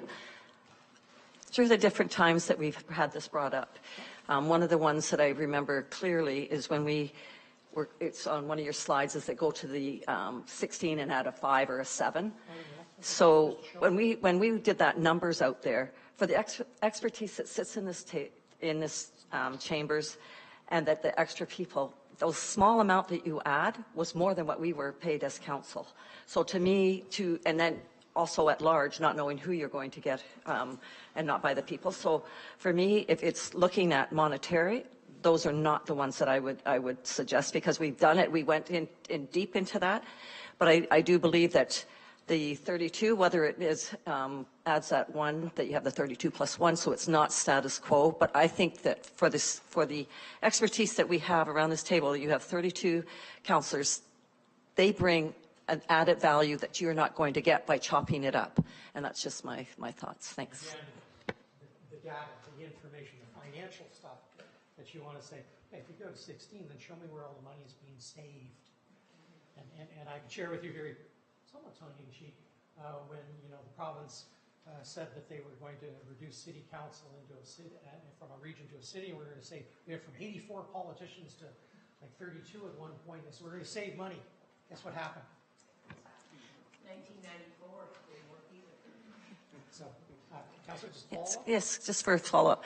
When we had the ministers come to look at it for the regional review and everything, it wasn't talked about so much about the 32 as about the size of our own individual municipalities that they horned in on. Because like if you had, for ESSA, we have 5. And others have a lot larger. And that was one of the things that they kept coming back to, saying, could those be, but never, not as much as for the County of Simcoe House as it was for our own individuals. Thank you. I think we've all agreed that the warden here is definitely a full-time role, but I'm thinking back to the entire system. So we've talked and I've heard a few comments around, the mayor's role in each of our municipalities is likely turned into a full-time role, or in a few years definitely will be there. As we think about this House, if we've got, the mayors and the deputy mayors making up the 32 representatives, I think we need to look at, if the mayor's role, the municipality is a full-time role. We definitely need to be able to give that mayor some relief, and that's where the deputy comes in to help them. I think we need to, again, I'm going to link it back to the compensation, is how do you do, 2 full-time roles or a role and a half?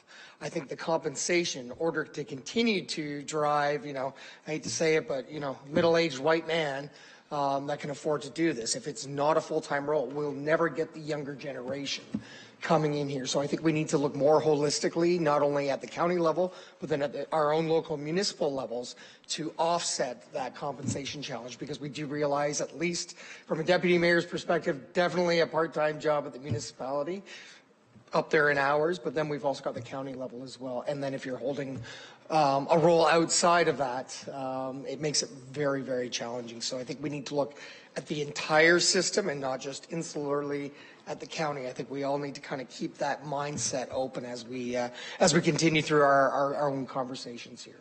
Yes, the last 2 conversations I think are valuable at your local government level, that there might be some discussions at that level that might have to take place. Councillor? Thank you.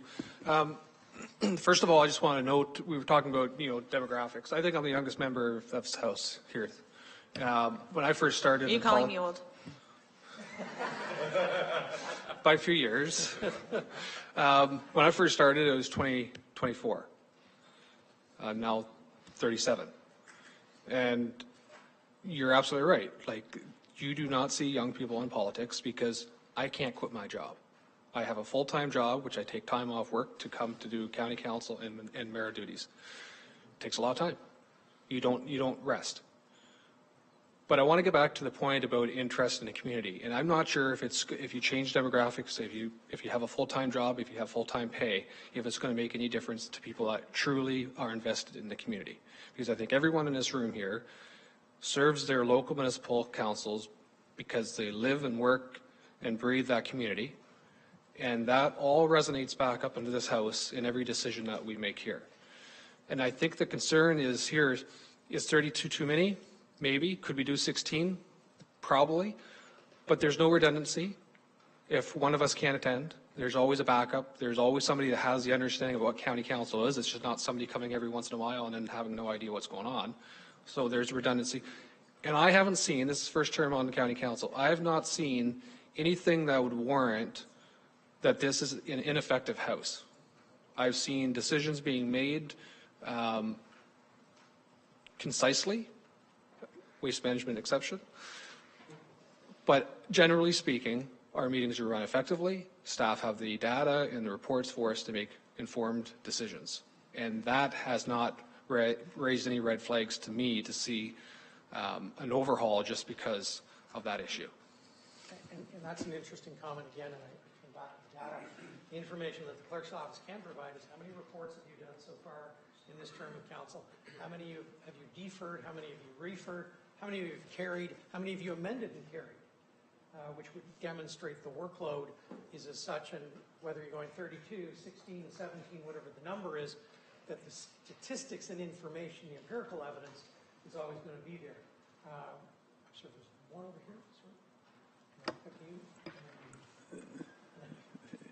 Me or over? Go first, Councilor. Okay, and I'm going to clarify.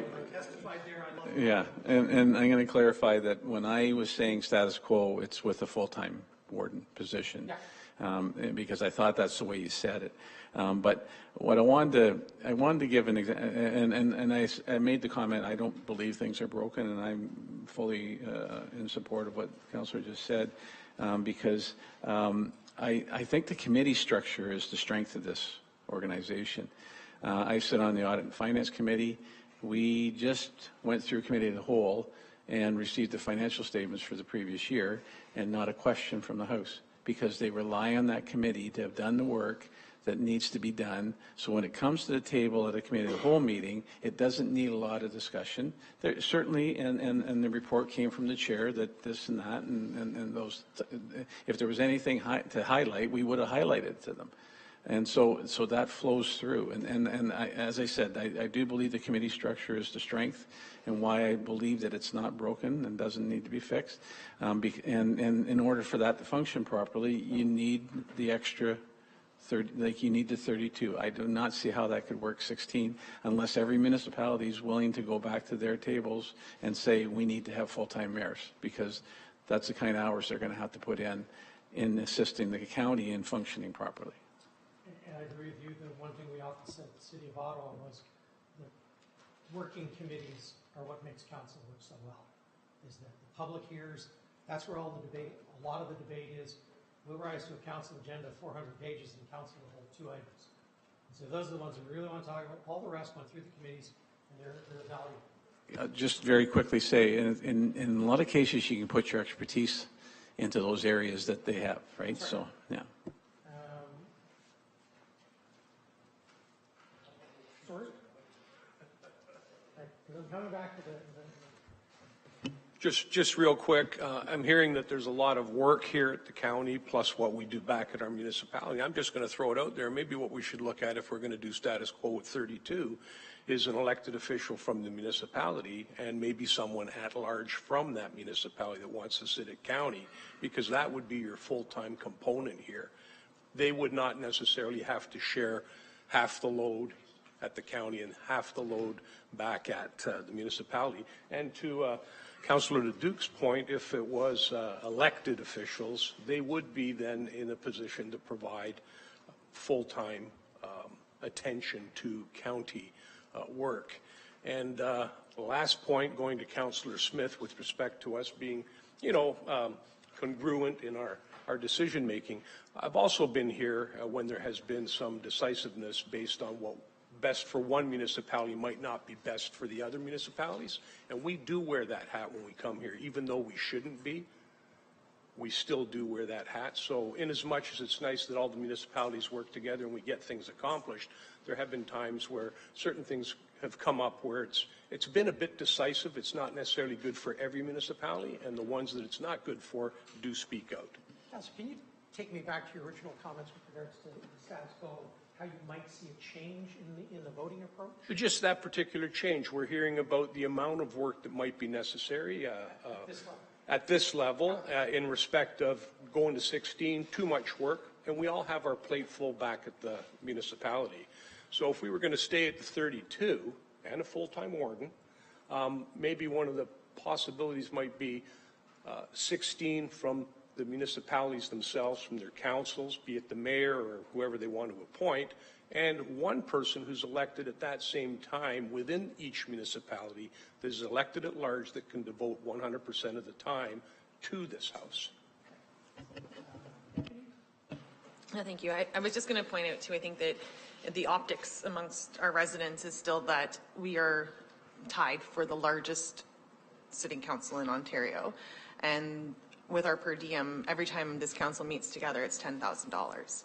So they see it as, take our 282 and do it. So I think that the communication that comes from this, if status quo, or if we're going to add someone to it, there needs to be a financial, it comes down to finances for our residents, and that's who we answer to. Like, we know what our value is, we know the effort we put into it, and those who don't sit on council or don't participate, they don't know. They don't see the 2,000-page agenda that needs to be tackled before. So I think that when we do ask staff to come back with this information, I think the financials, and as Councillor McDonald pointed out, when we did the math with the at-large and trying to match the salaries to make it, to actually have someone run, one person at-large, you can get 5 of us, and that brings a lot of talent. When I was deputy mayor, I always said there should be 16 in this house before I knew how busy you are as mayor and how much is really involved now that I'm warden. I asked at the start of the meeting, who has to leave early? And I see the hands go up. I don't think any of you are going golfing. You've got something going on at your community and that you need to be you need to be there for if you're going to get reelected. And if you try and drop to sending one representative, you're still going to have to walk out that door because those are the folks that elected you. I know we're supposed to wear the county hat, and we try and wear the county hat. I think we can do a better job when we're splitting duties and somebody can stay here dedicated while the other leaves. So I've actually changed my position, and I like the status quo. We're not out of line with 32 members. I know you look at it, it looks so large. We're the largest county in Ontario. 16 municipalities. So, you know, 2 from each municipality. When I looked at the charts that Jonathan was good enough to put us up there, we have regions with 5 municipalities and 21 councillors. And I think Muskoka, with a small population, has 29 councillors. So with our population, with our size and the amount of municipalities we're dealing with, we are certainly not out of line with 32 councillors. And again, it's that part-time mayor. Unless everybody's going to commit to a full-time mayor, and I don't care how much money you throw at it from this end, you still got to do your mayor's duty. And the workload just gets too heavy. Thank you. Echoing what Councillor Cabral said, maybe on a different angle. I work hand in hand with Councillor Anderson. He's our mayor of my township. He puts me to shame on the work that he does, the amount of work that he does compared to what I do. Hopefully not my fault, but he's just very good at it, and that's what he's got to do. He's the mayor. So possibly food for thought, you keep it at 32, whether we add the one warden as a full-time or not. Maybe it would be just deputy mayors from 16 and another member of council from 16, freeing up the mayors to be able to do the job that they need to do specifically for the township. I don't know how the mayors sitting here would feel about that, but if they didn't have to come here and they can just directly think about their townships, the deputy mayors can come with another member of council to take care of county business. You still have vested interest in all municipalities and in Simcoe County altogether. Just something to think about now. Thank you. I like that idea, but I would also add to consider that the mayor could choose whether or not they want to sit on county or if they're full-time in their own municipality and would like to appoint another council member. And also to the point of if we reduce the amount of folks here contributing, then that's obviously going to increase the load for whoever is still in this role, which is then only going to domino down to our municipalities and impact there. So I'm in favor. I think that's a great idea. Okay, we're just about at the break time because I know Jonathan is going to tell me we need to break. Is there anyone else want to comment on? Councillor. I always get throw it in. So as interpretation's always great. What's full-time, what's part-time? Yeah. There's two different, full-time from an HR position, that's one thing. Full-time position and dedication to represent, say, the county is totally something different. We each can only be part-time for the county and our municipalities, so that can never change. Full-time at an HR level, as what Councillor Minison was referencing, that's when you get into hours and everything else. So, I mean, moving forward, 16 members to actually sit, I think we can redefine us as mayors and deputy mayors. Maybe our deputy mayors now be called deputy county councillor. You would have 16 members of the mayors at the House. We, the deputy mayors, we could fill the committee roles.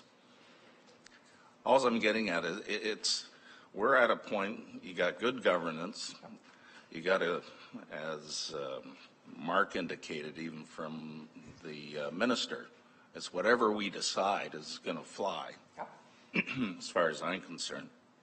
But the other part here, as Mark indicated, we've got good governance here in this county now. That was changed. As I've been sitting here, there's 32 of us that try and show up as best we can, and we all in favor. I think you can do it with 16 people, and all you're doing is taking out, reevaluating where everybody's time is, because let's face it, mayors are totally dedicated to their own municipalities. Can they turn around and also sit on the committee level? So I think redefining some of this, so you would keep 32. It's just 16 of the mayors. They would sit at this table, and you know, if they had to miss the meeting, that's where the deputy mayor or deputy county councillor would step back in. Anyhow, that's my thought. Okay. Councillor? Thank you. I would like to dig into what it looks like to hire or to have our municipalities run a seat just for county council. I think we all just went around the room for a while there and said how busy we were, and we were, you know, so busy, and everyone should be full-time, wardens, mayors, possibly even deputy mayors. But then all of a sudden we still have time to sit here as a council of 32. I think the council is too big. I agree with what Councillor Anderson said about trying to juggle. I myself have 4 jobs, so I can do the job of deputy mayor, which pays part-time, but is really presenting as a full-time position. So, I mean, I would like to dig a little deeper to see what it looks like to, because if one thing I didn't understand from the last conversation we had, if the warden is going to be full-time, which I agree with, absolutely, how do you then, and that goes to what Councillor Dolan said, how do you run for mayor, get elected, say, I'm going to be warden, sorry, I don't have time for you, put that financial burden like that really has to be looked at, because there's a lot of problems with doing it that way. Thank you. So I want you to go for your break. What I'm hearing on the composition of council is sort of 2 things.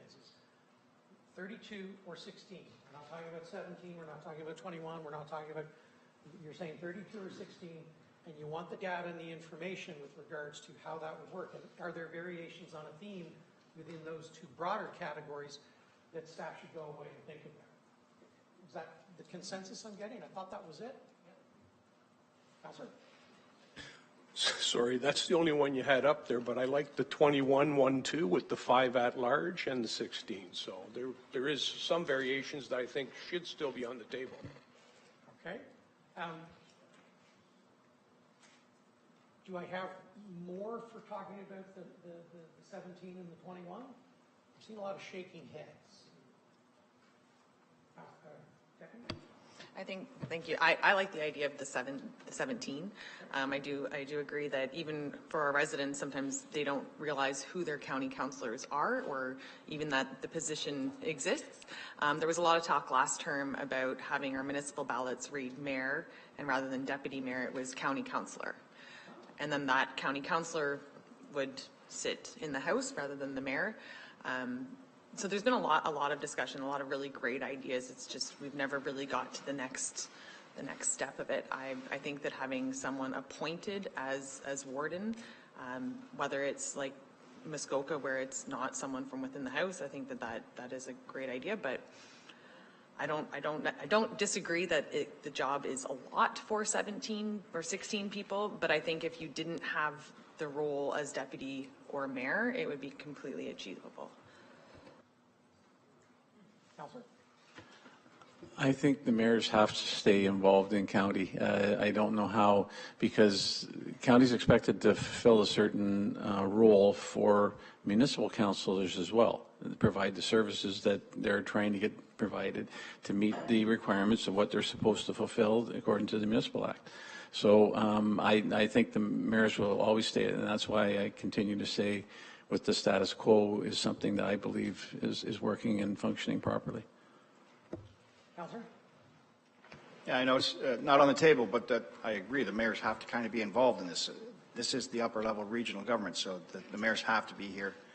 That's why I went back to the fact that it has to be a regional system where you bring in some regional councillors. And I've heard everybody talk about, you know, I thought George's position was quite interesting, where you vote in 16 members.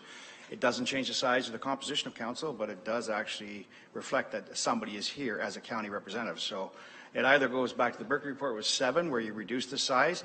It allows us to then reduce our deputy mayors at our own local government. So there is a cost savings.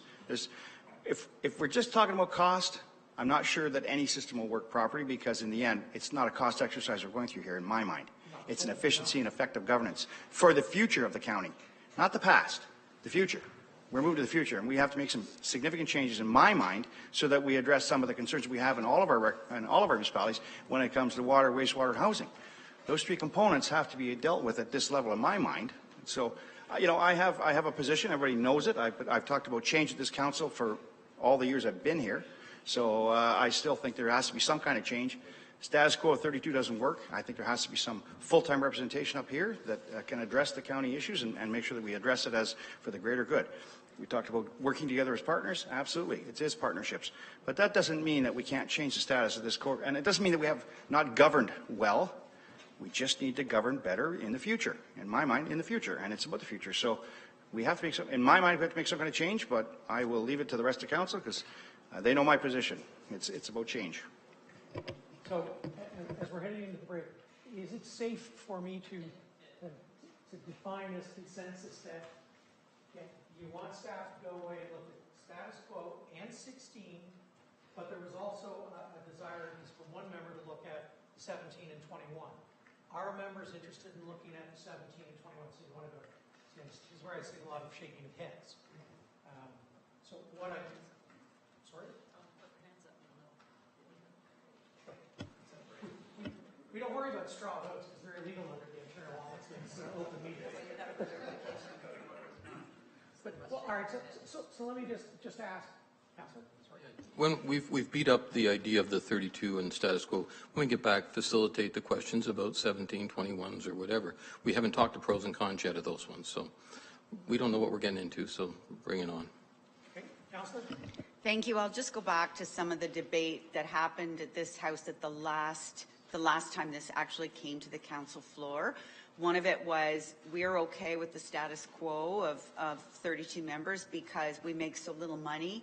We're providing a better value for dollar because we make so little. But now what I'm hearing is we could end up maybe staying status quo and giving ourselves a big raise, which I think would be not great for residents to hear.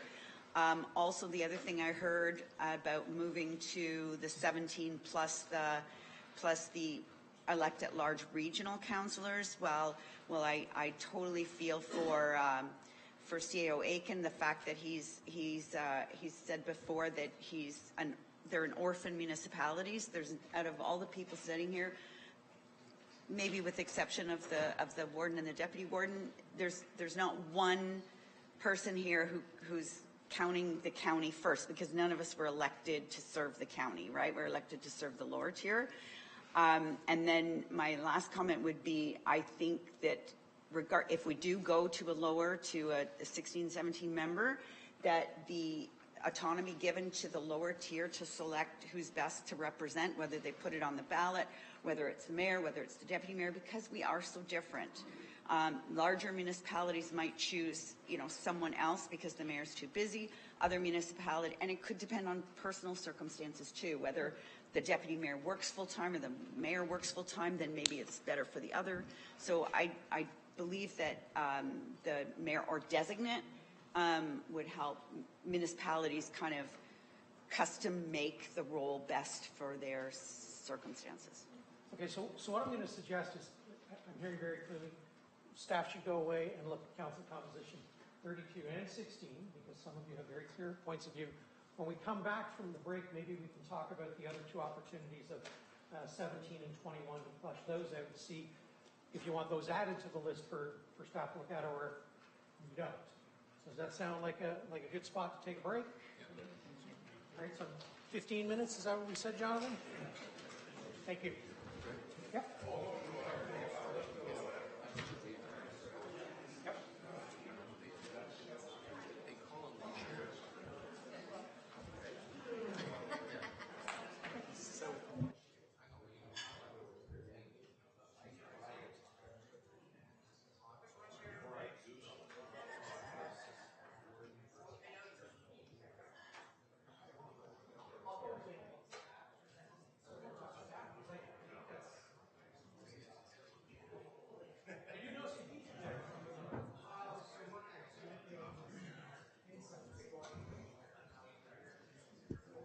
Sure.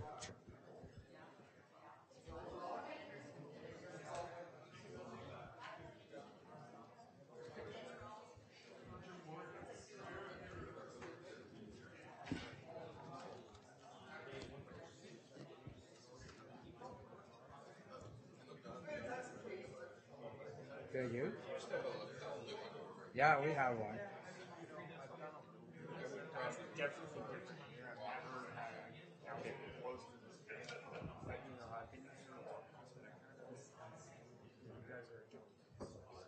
Jonathan? Yes. Two things. Yes. I want to throw. First of all, this man did a great job at our last meeting, running the show. So, we're in good hands. Now, I got a technical. Please don't do that, John. Yes. I got a technical question. Mark can listen to this too. Yeah. At NBCA, we appoint, or before, the staff picks the movers and seconders on motions. So we go to our meeting, and I'll tell you what happened. Just Stephanie was the other day was trying to get her hand up to get her name on a motion. I said, the biggest problem, like Van Stafford, everybody wants that. I'm okay with it. The Duke, he spit it out for the first few months, messed it totally up. Don't care. A lot of times they can't see it because they're looking for the back row or whatever. Yeah. Would it save our council some time if you put in the minutes or the agenda, this person makes the motion, this person seconds it? So in some ways we already do that. We have a mocked up for the warden, and he goes to specific people for certain motions, like say Councillor Dolan. Yeah, well, I mean it's the same people all the time. I'm just saying for people like I always find it important. Get your name on once in a meeting because you feel like you're engaged. I just throw that idea out. Yeah. I mean that's something that I would suggest maybe a chat with our warden about. It is one of those things where the warden on the fly has to look to who's supporting this, who's willing to move it and second it. Just let anybody make it. And I know the chairs try and get different names. Okay, well, I just threw that idea. It doesn't have to go anywhere, but it just.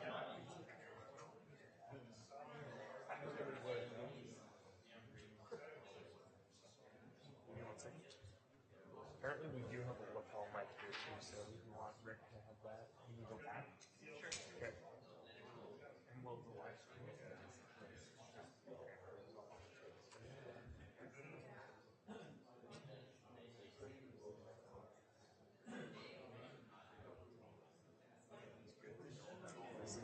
This is a different situation because usually everyone's ready. But I had no idea this is like official equipment. Yeah. Check 1 2. Check 1 2. Wireless 1. Wireless 2. Okay, so that's check 1 2. Check, is that working? Check. Check 1 2. Check 1 2. Check 1 2. So those see the wireless. Yeah. So then he can. See this? Goes open here. That's the power button. Okay. Then up here I can't see. See mic and mute. Yeah. Okay. But he can clip that right up on there. Okay. So, and then it'll pick it up automatically. Okay. Okay. Okay. That's great. Do you want me to leave it on? Yeah. It should last. I think it's AA batteries. So you'll have to sync that back. You're good? Yeah, I think so. Okay, thank you. Appreciate it very much.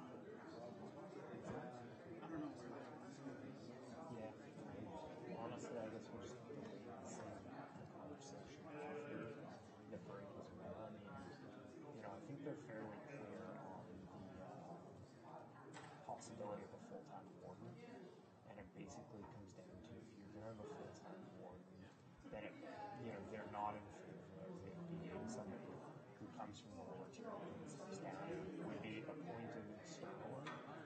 Yeah, yeah. And that one they seem to reform. I don't feel like there's a clear consensus then on that. I think Rick's on the composition piece, I think Rick has quite well clarified. They do seem to be 16 and possibly with variable positions that the board chooses, like mayor or designate might work, and then 32. I don't know, like, there's kind of where those are some options.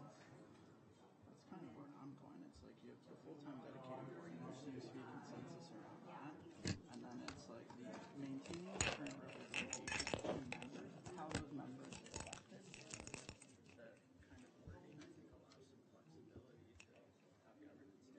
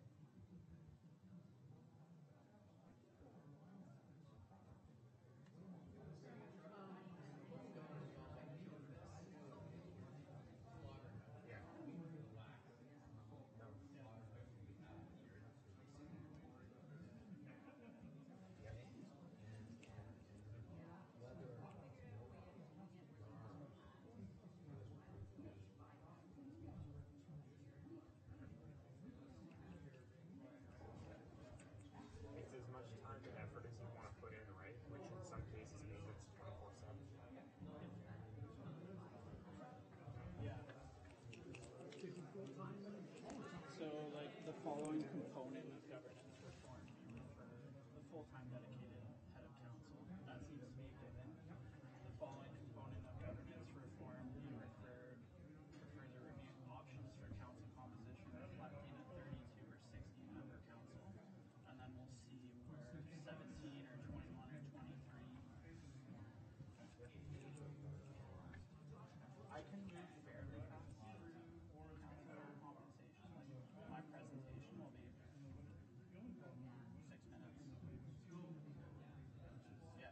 Yeah. Yeah. And then kind of like stages, almost like do the near term yearly adjustment piece this fall, and then do the full on.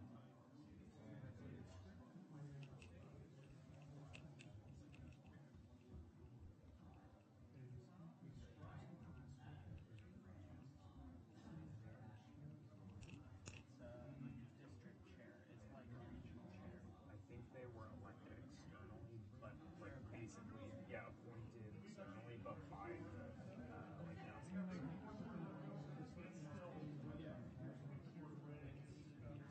It's very similar to York. Yeah.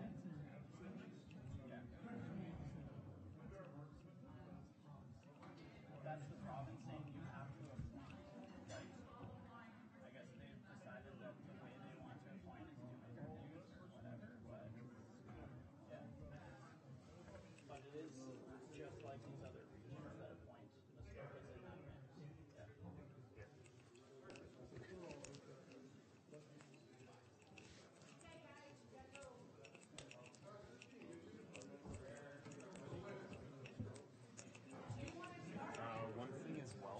ready to start whenever. We do have also, if you don't mind using a lapel mic just to help really increase the volume of the line.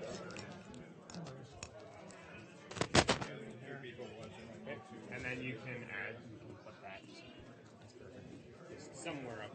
Yeah, that's anywhere on your lapel there should be fine. Okay, thank you very much. Thank you. Is it on? So you can hear me? I'll double check with our staff. Okay, we're ready. When I use those things, I always get them caught on something. Not connected to a pacemaker, is it? God, I hope not. So better not be connected to something else in the shop. You know, I am used to dealing with counselors, so if we can all just take our seats again. Jonathan, was that for here? Or? The microphone.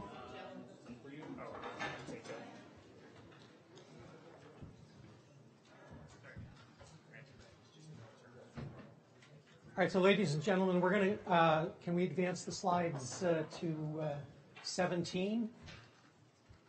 Because I think there's consensus on looking at 32 and looking at 16, but we can go to 17.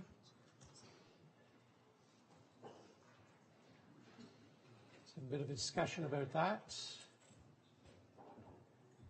That's it. Patrick is leaving us.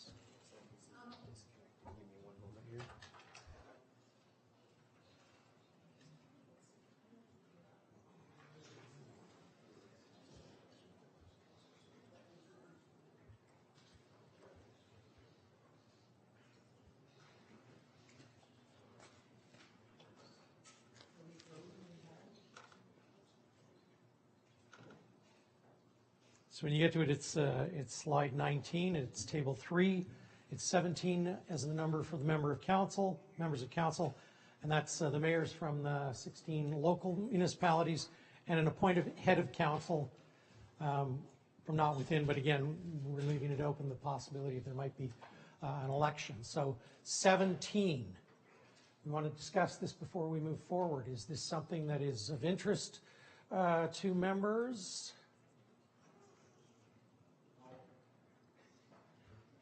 I did see lots of shaking of heads, but I think it's worth having a bit of a discussion of it with regards to this. Councillor. Thank you.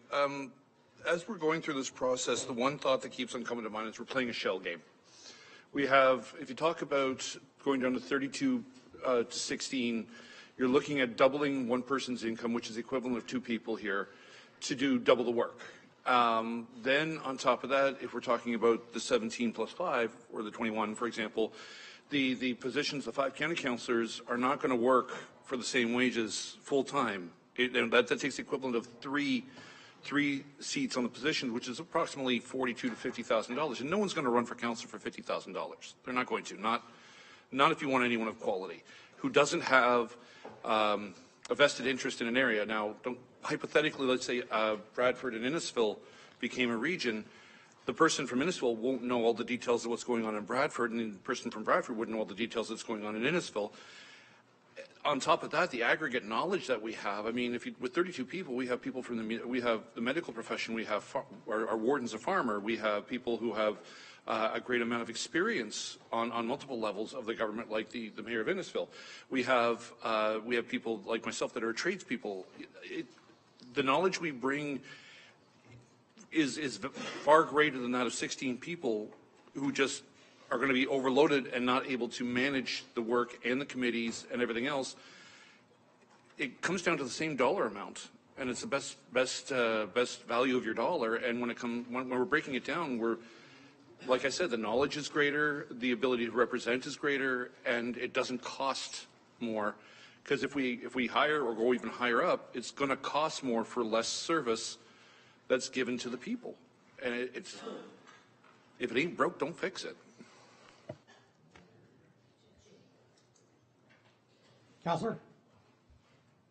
Thanks. We've been talking about this in our municipality informally for a few years. And the expectation is that I think if you asked any just random person in Simcoe County what they thought of the options on this, and I did show that report to a few people, going, hey, just read this first few pages and give me your thoughts. This is the default go-to of just about anybody I've talked to. Without getting into the weeds about all the work and the committees and stuff, they don't really care about that. They're just looking at from an efficiency standpoint. We're going to have to make this same concerted effort in our municipality. We have 9 elected folks to run the town of Midland for 18,000 people. So we really need to, we've ignored, the past few terms, the advice of multiple studies that say we should be 7. We could be 5, but 7's reasonable. 9 is, just sort of unnecessary. So we're going to have that conversation as a council next year, and I'll tell you, we'll have a real hard time doing that if we don't make any changes as a county, because I won't really have a leg to stand on. So I think that this does seem like a hatchet job because it's like half, but seriously, I think if any of us go and poll the average resident and we show them what we have now versus one of these options that's been floated, this is the one 9 times out of 10 that people would go, yeah, that makes sense. Yeah, and remember, you've already said, yeah, we can look at 16, we can look at 32, and we can look at 16. This just has the added factor of the 17, so the additional number. Councillor, and then I'll come to you. Yes, thank you very much. If we decide to ask staff to proceed with this as an option and to report back, I'd be interested in knowing whether an external appointed warden would have the powers of a head of council, i.e. could they achieve strong mayor powers?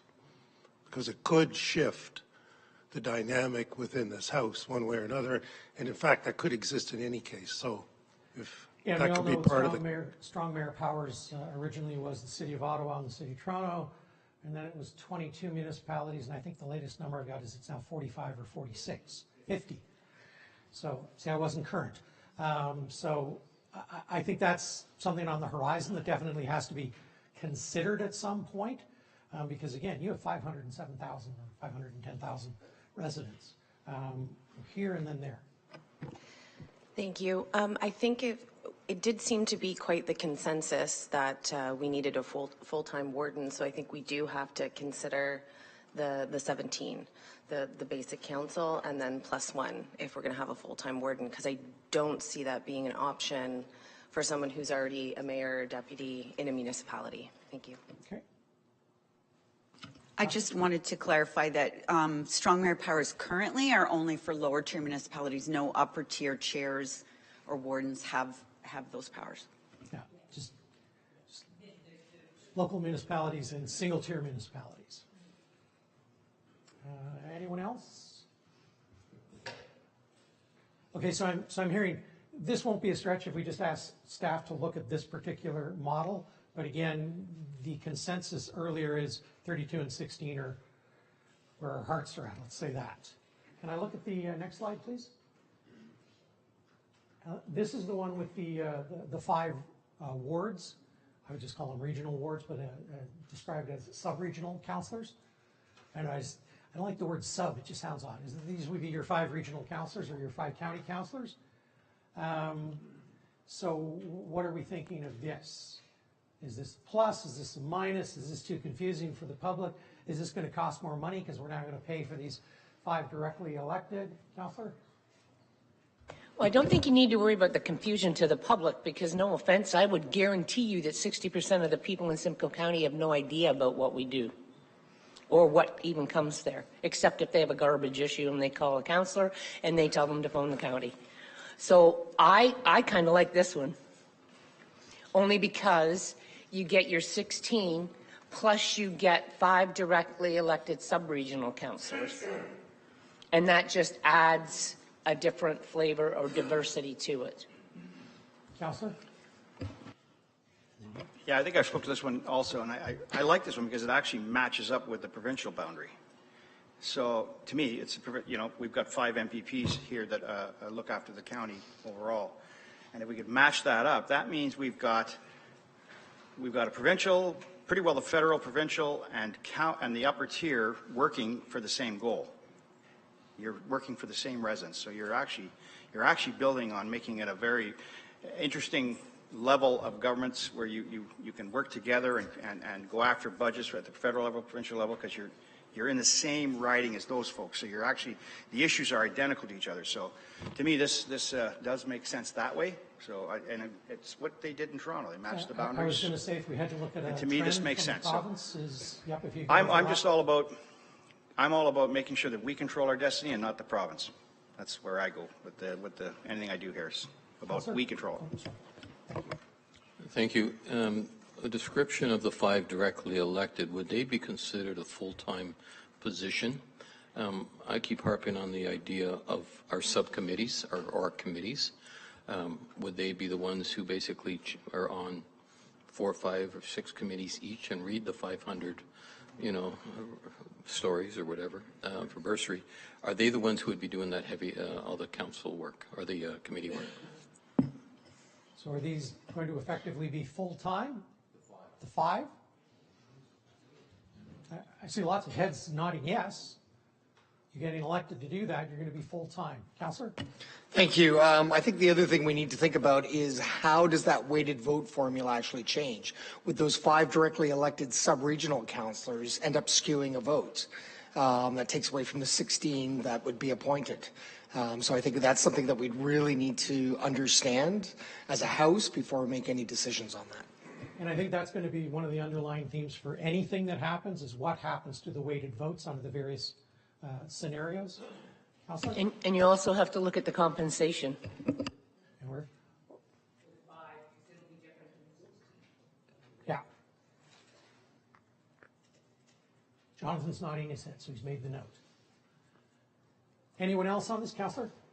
Thank you. I agree with Councillor Cox. They have to look at compensation, but in relationship to compensation for the other roles, because if a role is overly compensated way more, like if a regional councillor makes twice what a local councillor does or what a local mayor does, I think that's really going to skew where people run. So I think it all has to be fair enough that people are going to run for the position and not for the salary. And be compensated fairly for the position. Councillor? Thank you. And on that point, I was thinking along the same lines is maybe the way to deal with that would be basically a compensation package that is equal almost, but there would be certain committees that maybe they would sit on specifically that would be time consuming, that they would be compensated in addition by sitting on those specific committees, just to kind of provide more of a level playing field between the amount of work that they might do in comparison to what a regular councillor member appointed by their municipality might do. Okay. Councillor and then Councillor. Thank you. So if we just think about this, we have 5 regional councillors who are going to be considered possibly full-time councillors. First of all,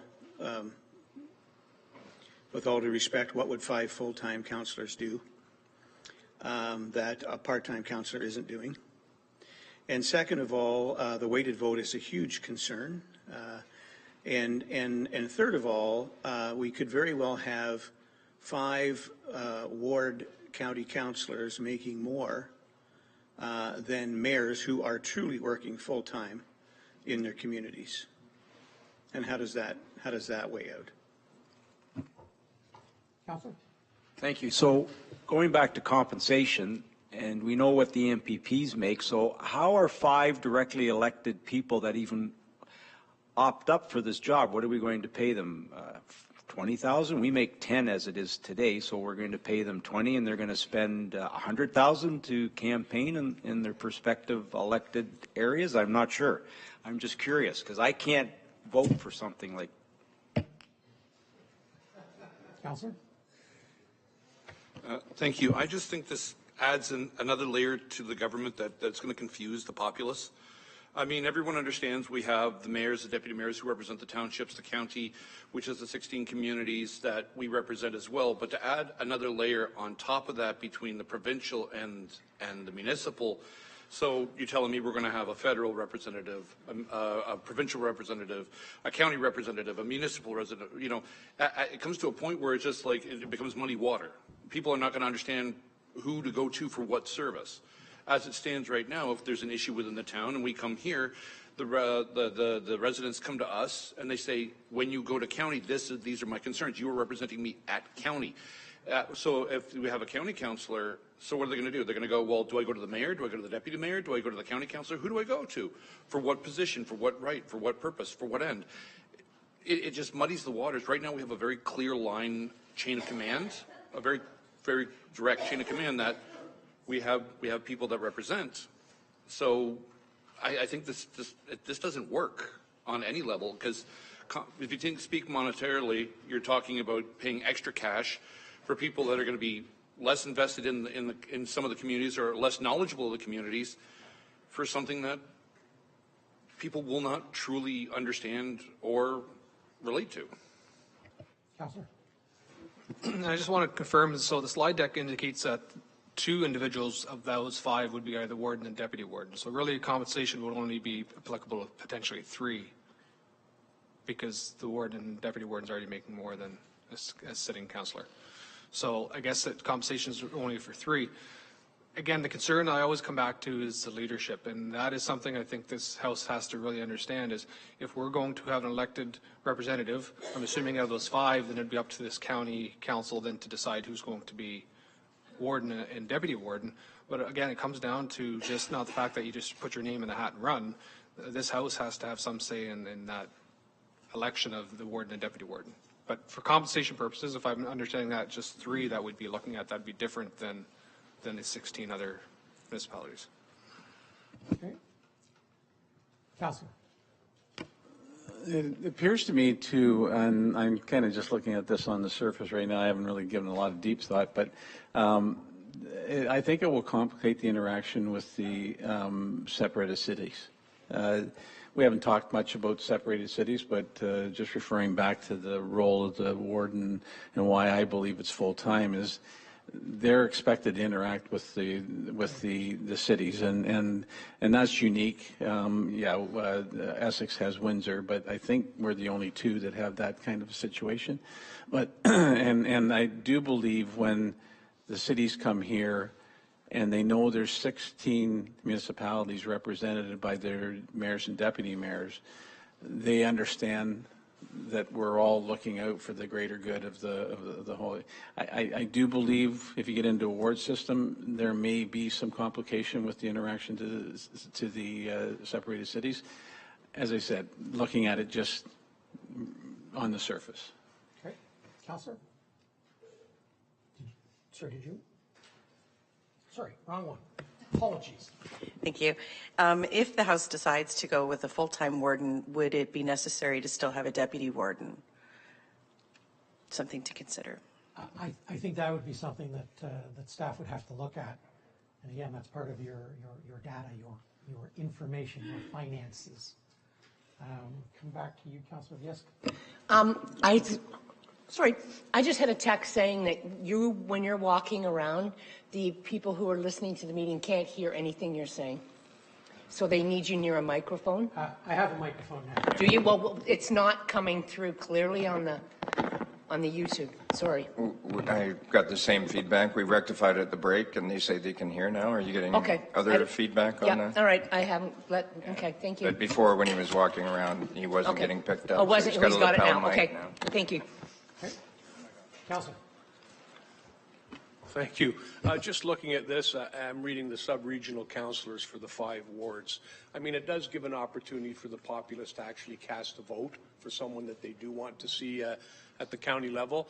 And when I look at the 3rd bullet point there, warden and deputy warden, whether it's 2 or whether it's just 1, selected from within the sub-regional councillors, it also provides, I think, an opportunity for the House to select from those individuals who ran to be chair per se, because really the chair's position is to efficiently operate basically the chamber and represent. So this one here still, I think, is a viable option, and it provides there too that the folks that are running as the sub-regional councillors, they're also in a position to be able to understand that that's a full-time position coming in, and I would still expect that the entire House would be the ones that would vote on what candidate or what individual sat in that chair. Okay, so what I'm hearing is a couple very passionate people about including 21. What I'm hearing is a larger consensus of people not wanting to add 21 to the staff review of this. I think that's it. Okay, so thanks very much. Moving on to the next portion, Jonathan.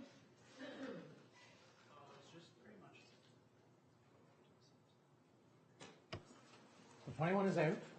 Yeah, I think some of the conversation had previously been around whether it be 5 sort of dedicated county councillors under this option that's previously been considered, but there was also the Berkeley report that actually recommended 7.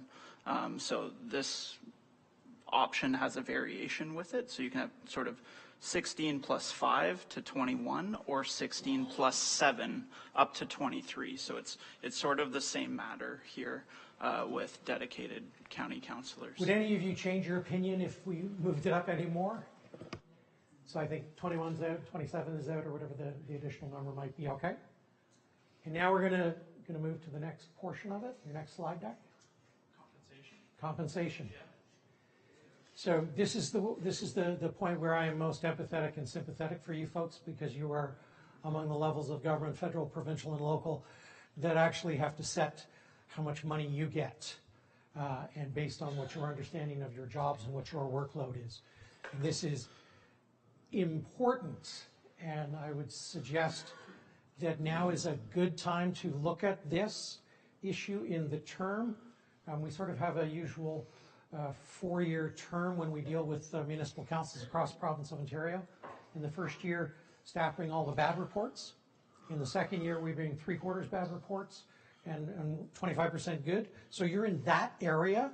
In the third year, we bring 75% good reports and 25% challenging reports. And in the fourth year, we bring no reports because everybody wants to get reelected and you're out on the hustings. So with that in mind, I think this is an opportunity, especially if you're looking obviously at a full-time warden and you're looking at some variations on a theme with regards to whether it's 32 or 16. Council compensation, which the clerk's going to address right now, is something that I would strongly recommend you consider right now. Okay, thanks, Rick. So I plan to spend hopefully under 10 minutes here on this presentation and move through it. So as said in the report, while council remuneration can be contentious with a possible negative perception of council considering increases for themselves, it is important to consider the principle that remuneration be commensurate to the execution of duties and competitive to attract strong leaders for the communities served by the County of Simcoe. Just the agenda for this short presentation, I'll just go through a little bit of background, give you a sense of where we are at currently with council compensation, look at some of our comparators, which is in Schedule 3 to the report on today's agenda. A couple emerging trends, changes to the cost of living adjustment that have occurred that might warrant some council focus, common options for reviewing compensation, and lastly, next steps. So 10 years ago in 2014, council approved that annual increases to their compensation, this is base salary and per diems, be consistent with the cost of living adjustment provided to non-union staff. In 2019, council approved an increase to some of their base salaries as a result of tax exemption changes at the time. And most recently, during the COVID-19 pandemic in 2021, council directed that the COLA increases be paused for that year in 2021. There have been a couple recent changes to COLA tied to non-union staff, so I'll move to that in one of the later slides here. Here's where we're at currently. You can see the base salary is based on role, warden, deputy warden, and councillor. These are base salaries. So in addition to the base salary for a councillor, there's a per diem paid of just over $300. So if you take into account a councillor's salary, it's the base councillor salary plus the amount of per diems. If you give a rough estimate of around 20 per diems per year, This will differ from member to member, whether they're absent, how involved they might be in certain committees or other committees. It works out to a little over 18,000. And then there's a couple different pieces, nuances there for chairs of business sections of committee of the whole, that sort of thing. Of a, $700+ million budget for the county, the overall cost for county council is quite low. Just looking at comparators, I'll start by saying when we say comparators, Schedule 3 is other upper tier municipalities. It wouldn't necessarily mean, the approved comparators that we're looking at here. That would be council's decision if they were to direct a more in-depth review of what those comparators actually are. But Schedule 3 is really just there for your reference. Similar to head of council and council composition, there is a lot of variation here when looking at what the county does compared to others. We did reach out to a few counties and regions, and we've summarized that in Schedule 3, and that's salaries for wardens and regional chairs and councillor pay, and then a few other notes around committee chair pay, benefits, things like mileage, those sorts of things. So like I said, it does vary significantly. We didn't, for the reason of this workshop, get into a whole summary of what the lower tier municipalities in the county are paying. And we didn't include, the overall cost of governance to the county, although I do have those kind of numbers back pocket if anyone is interested. But the focus here was to really just look at your current compensation in the upper tier context. A couple of trends. Simcoe County is generally in line with some of the other counties. The regional municipalities pay much higher. They have larger municipalities, larger budgets, larger organizations. Per diems, benefits, and sort of other pieces could be subject to further review if council decides to go in that direction. I would say, the county of Simcoe's councillor base salaries are on the lower end when looking at some of the other counties. We're one of the few municipalities that at the upper tier that does pay a per diem, and we do have a fairly high per diem. But most of the other counties are paying councillors around the 25,000 range, and we're in the 18, 19, 20 range. So it is a little bit on the lower end. I mentioned I'd talk about sort of the change to COLA that's happened. So direction was recently given by council to discontinue the annual cost of living adjustment for non-union staff in favor of 60th percentile adjustments related to comparators for specific job ranges. So here's where council may want to act, especially in the more immediate term, because that has essentially created a gap that council needs to deal with in order to look at yearly increases to that base salary and per diem rate for 2025 and 2026. So it is recommended, and I'll get to the slide at the end with recommendations, but that you deal with that in the more immediate term. If council wants to go above and beyond that to look at a more sort of fulsome, in-depth review of base salaries, use of per diems, chair stipends, the benefits, the whole lot. The suggestion is, and I'll get to this in a moment as well, that prior to the next election, you consider that and it be sort of alongside the head of council and council composition discussion. So I'll get to that in a moment. This is really just for reference. There's a few options here on the slide of how to go about directing a review of council compensation. These aren't exhaustive. There's other options out there, but these are some of the ones you might be familiar with, which is to do an internal staff review. Some municipalities retain an external consultant at a fee, and others establish a committee, whether that's solely citizen or a mix of citizen and council members to look at it. Our recommendation would be to go to the internal staff review route to save on what could be sort of costly consultant costs, to be honest. So here's the sort of recommendations in front of you. I talked about two things. Something council could do in the more immediate term is have staff come back to governance, and this could be done in the fall, to look at and bring options forward to replace the discontinued yearly council COLA adjustments for members of council. So that's number one. And then number two is sort of that more in-depth review option that staff report back to governance committee in 2025 to seek direction on the method for going about a more in-depth review, with the intention those changes take effect for the next term of council. So like I said, you could deal with the sort of move away from the yearly non-union COLA in the more immediate term, and consideration of a more in-depth review as a second option. And that's it. Rick will speak to some of the pros and cons of a few of these options and try to generate some ideas towards some consensus. So Rick and the staff here are happy and available to answer any questions. Thanks. Thanks, Jonathan.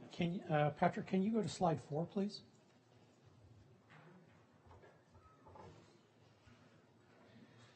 So as the facilitator with no knowledge, and we did talk about the fact that we like transparency and we like accountability, I'm always questioning when I see per diems.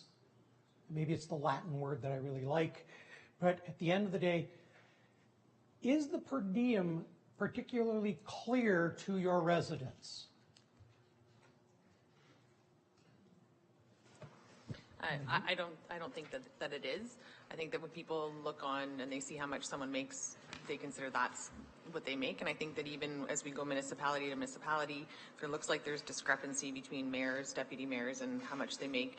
But then the consideration of per diem, some municipalities offer per diem, some don't. I don't know that the incentive for the per diem. I think we show up because we show up.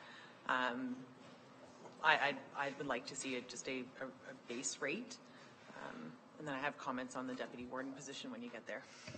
And I was going to suggest that I tend to have that sort of sympathy simply because you have the Public Sector Salary Disclosure Act 1996, which every March 31st says we have to push out all of your earnings, and then we have to make that, well, you earn this as a base salary, and then you went to 17 meetings, so then it's this amount, and you're right.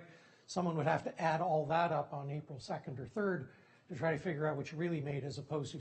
So this was the concern, the issue I would raise with regards to per diems. Is it something that's hidden from the public? Thank you. I would offer a contrary view. I think from a lower tier perspective, we went to the per diem, I want to say 3 or 4 terms of council ago, for the reason that I'm going to relate it to my job as a mother. You have kids in soccer and they give you 10 boxes of chocolate bars to sell.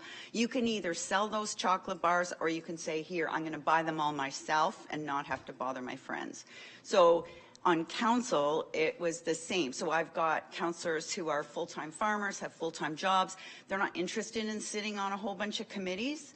And they feel guilty, like they should, because and then you've got councillors that are keeners who want to be on every committee. So it evens that, so the keeners get compensated and the people who don't want to be on any other committees other than sit on council, you know, feel it's fair because they're not compensated the same as the ones that are on all the committees. So that's why we moved to that direction a while ago, and it seems to be working, at least in my municipality. So that's at the local level. In a local level, but here I think you could do the same thing except for county council. I'm not sure county council deserves to be a per diem because you're just expected to be here anyway. But if you choose to be on like 8 committees, I could see per diems for that.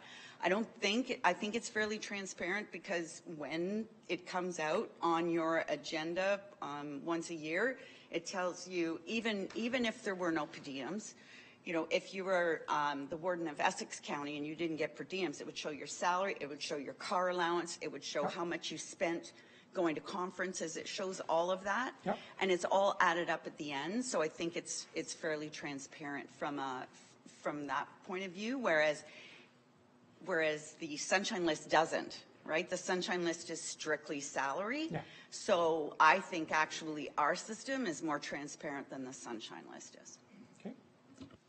Gordon? Well, I couldn't have said that any better, but I could agree that maybe the council meetings, you know, you're expected to be here. But again, I don't want to come to a day where you're trying to do all these committees, and we have a lot of them. And, you know, we have a nice waiting list. And I can imagine sitting on governance and committees, and 3 names is all that comes forward, you know, to fill 20 committees, because people just aren't going to dedicate the time when they have to be at work or somewhere else. So I think the per diem, when you're going to these subcommittees, I really think it should remain. Councillor? I don't disagree with the committee level, but as far as the council meeting level, I think it's totally redundant, and the public sees this as you get $300 to show up, you know, for a meeting. They're not looking at $12,000. They don't care. But they're looking at going like, well, you're a county councillor and you're getting paid to go. And you're like, well, you know, that's the impression people have. And they're not taking, I understand what the Councillor Dolan saying that, you know, on a transparency level, but our public are not going through looking at blah, blah, blah, and this, and they're looking at straight as going, you're getting $300 for doing something you're already going to be doing. So I would rather take that $300 out for a council meeting and put it into the councillor salary. Like Jonathan said, it's still $17,000, $18,000, $19,000, and then it's a fair comparison. Because right now, people just see it as, well, you're getting another $300 for nothing. Now, for us that are working, it really is not even $300, right? By the end of the day, it's, you know, pretty much not very much. And but that regardless, putting that back in the councillor level, I think would be something we should start off right off the bat, and then look at where you go from 18. The committee level, yeah, I think you should get paid. I also believe that, you know, we should be open to expanded membership of our committees.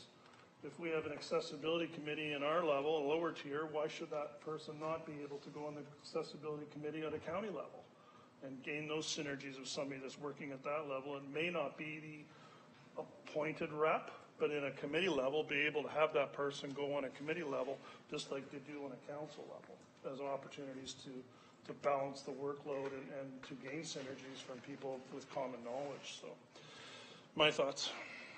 And I'm sensing an underlying theme looking forward is a possible review of some of the committees. I'm just sensing that because it's been mentioned a number of times. So let's put that off on the horizon, but it might be a theme in due course. Councillor?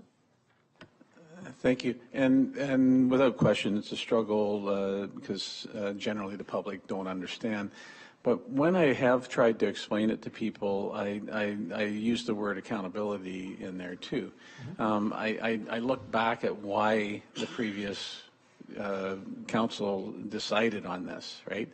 And it ties back to what Councillor Dolan was just speaking about, transparency for attending to meetings and being paid for that attendance. And if you don't attend, then you're not paid for them.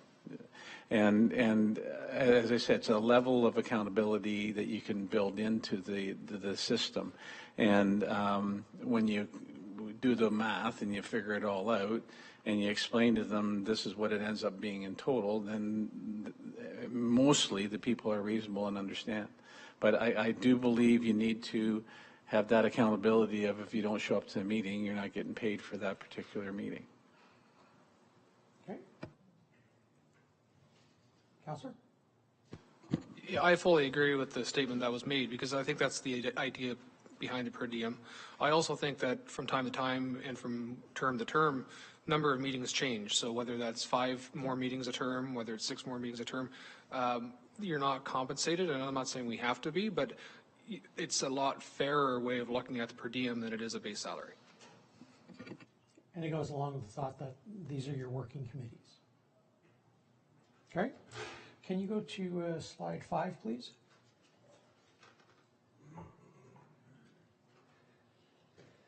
So when we look at the information with the salaries for wardens, regional chairs, everyone else, are there any things with regards to benefits and additional compensations, and the one that comes to mind obviously is mileage, that is something that should be reviewed at this point in the term?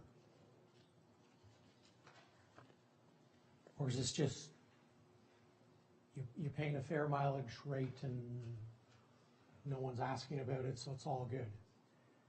Councillor over there, and then Councillor Fryer. Thank you. I think anything that, first, I guess maybe this goes without saying, but I'm assuming anything that we're looking at starts in 2026 with the new council. I think it's important for new council to be aware of what they're running for. Like, they need to know whether they can afford to do the job and do the math and figure it out. And also then we're not voting ourselves a raise, we're voting the next council a raise.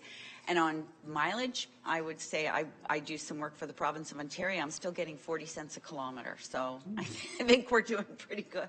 I think the feds went to like 59 or 60 a while ago, so. 40 is all we get, unless we live in Northern Ontario. Oh, okay. Anyone else on the mileage? Councillor Fryer? Not specifically on mileage. I do support, again, the idea that this would be something happening in next term. Yeah. Yeah, and I think that's probably, and again, we're going to talk about the venue to get there, because you'll have ideas about that as well. So, okay. Councillor. I just want to go back to the point about serving, and for me personally, when looking at running for lower tier, the pay didn't matter, and it didn't matter here either. That's not what I looked at.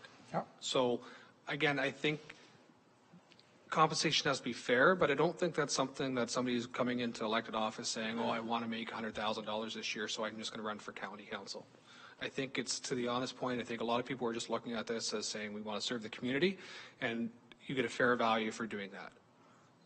So I don't think the compensation that we've seen here at the county, I don't think that's out of range. I think if we want to look at the COLA increase or 60 percentile, every once in a while, or review every 10 years or something, that's something I think we could look at, but I don't think it needs to be something that we're sitting here looking at a huge pay increase because of what we're doing. It's something that we enjoy doing, that we want to be here, and we just want to be fairly compensated for it. And I think that's going to be the underlying principle, right, is that we need to pay people a certain amount of money to come here and do the job. Okay? Councillor? Thank you. Yes, I didn't get into this for the money either, but it certainly really does cut back on the people who can do this. Lots of people have interest in public office, and most of those people can't arrange their lives appropriately because of the time commitments and the pay. I just keep continuously getting more jobs to try to compensate, but it really, are we including everyone in the availability of the job? Because I don't think we are. I don't even think we're close. And I think if you look around this room, it's quite obvious that not everybody can be included in being able to hold this type of job. Councillor? Yeah, I think if you're going to, if we're looking at compensation, I think if we want to attract new people, younger generation, we've got to compensate this job fairly. And putting it off to 2026 to me is not the right thing, because that makes an election issue. What I did in Bradford is I staggered it over 3 budgets, so it wasn't a large impact to the residents. We gave our councillors a raise because it was about attracting opportunities for other people to join into the conversation, to bring more members in our community into governance. You can see from the last election in 2022, there was many councils that were just appointed. There wasn't a lot of people running. We have to attract people into this business because it's about bettering our communities. And if you're not going to compensate them fairly, there's no way a single parent or a family that's making an average wage of $150,000 combined and asking one of them to step into this business without having some kind of fair compensation for being here. And they can be a contributing factor to your community because they can actually turn around and find ways to save money. Take that $60,000 a year career and create a job here at maybe 45 or whatever, but 50,000, I don't know, whatever the number is that we feel is compensation fairly, that they can say, you know what, I can do this because I can find savings without having to go to daycare. I can find savings without having to pay for my driving to work. I can be a contributing a contributor to my community because I can now volunteer to school. I can volunteer to the food bank. I can do things because I'm fairly compensated for being here. Do not be afraid to give yourself compensation that is actually comparable to what we need to do out here. $18,000 a year is ridiculous. It's not enough compensation. I don't care what anybody says. Be honest. Be honest about it and go and tell your residents what you do for a living. I did it in my community, and I'm going to stand there in 26 and go and run for election and tell them why I did it. Because I want people to be able to get in this. I want younger generations to be in this. Because I want people to have a chance to do this. It's about building your community. But you can't build on $18,000 a year. That's ridiculous. Work out the hourly wage. You're below the cost of living. The cost of living in the county is what, $22 and some odd cents an hour. You're not even near that compensation. Be honest with ourselves. Don't do it because it's political benefit to say I don't want to raise. That's not the right thing to do here. Thank you. So a couple of things there, and I agree with you. AMO was very clear during the last election that we had more acclamations in Ontario for municipal elections than we've ever had in the past. And there's also an institute that some of you are familiar with, the Rural Ontario Institute. In 2016, they produced a fine little document with regards to rural councillors and what they need to be paid, and was a very significant discussion in that paper, which, you know, refer to my friends, with regards to you need to pay people to come and work in public service now. And by public service, I mean the elected representatives. Warden? When it comes to talking your own salary, there is no perfect time to put it in place. I always laugh. In Romero, we did the same thing, compared this big raise in pay for the next term. So everybody voted it down. Then after the election, when they all came back, then they voted it in. Drove away some competition. So there's no fair. We tried to take the politics out of it at home. We just adopted the federal, what they pay themselves for mileage. They're the ones that really do control the fuel costs. So that's the one we adopted, and that's the one we go with. What we did at a staffing level is I used to always chuckle. We'd do our comparatives for staff. City of Barrie, City of Orillia, Newmarket, Mississauga, and Kawartha Lakes. And then we do the council comparatives for our salaries, Severn, Tay, Tiny, and a bunch of northern communities I've never heard of because they were the same size. So we used the same comparators. And we aim for the 65 percentile. And again, then it's not political. As you look at the same comparators you're using for staff, when you're comparing salaries around, you do the same for council, and you aim for whatever that percentile is that you're trying to get with your staff. And of course, all of a sudden, City of Barrie disappeared, you know, Mississauga disappeared, and it was a more fair relationship. When you compare us to other counties, I think you're going to have to put some regions in there. We're the largest county. You're comparing us to everybody smaller than us. So I think you get a fair comparator is what you go on, and then aim for the same salary rate that you pay your staff. And if it's 65% or 75%, and you phase it in. Councillor? Thank you. I think for the first time in all the hours I've spent in this House, James, you and I finally agree 100%. We sometimes get to 95, but never 100. But James is absolutely right. I mean, just think about this. We're talking about compensation for the job we do, the same job that Essex County does for more money, Grey County does for more than double the money, Lambton County does for much more than double, Wellington County does it for triple, District of Muskoka is more than double, and then you get into the larger regions. But when we look at population, some of them are still smaller than we are. And the land mass, I think, correct me if I'm wrong, but the county of Simcoe is the largest county, not only by population, but by land as well. And so the amount of roads and the work that we have to do to look after this municipality. And so we sit here today and say, well, whatever we do today, we want to make sure that that's for the next council. Think about that. What you're saying is that I'm not worthy of making a fair wage for doing the same job, only I would argue we do it better than most others, than every other county or region in this province. That's absurd to me. I believe that the province should set our wages, quite frankly, for counties and municipalities. This should not be on the local elected officials because, the feds give themselves raises all the time. No one cares. It's federally. Province does it. No one cares. It's provincially. But boy, oh boy, people pay attention in our communities, and we've got to do it. So we know that that's broken. But that doesn't mean we shouldn't be doing what's right. And what's right is not always necessarily what is politically correct in some people's minds. The only people that ever worry about us getting any kind of raise or compensation are the people who don't like or agree with what you're doing in your community. The vast majority of people don't care, don't understand, don't pay attention, and another percentage says you deserve what you get. I would argue that smart people would never do what we do. Especially in this day and age. But at the end of the day, when you do a job, and people say, oh, so you do it for the money? Hogwash. If I did it for the money, believe me, I wouldn't be here. I give up time in my own business that I make a heck of a lot more money than I'll ever make here to do this job because I love my community. The same reason everyone else in this house does it. And to sit here and say that we're not worthy, I'm sorry. I think if you speak to most of your constituents, they'd hold that against you.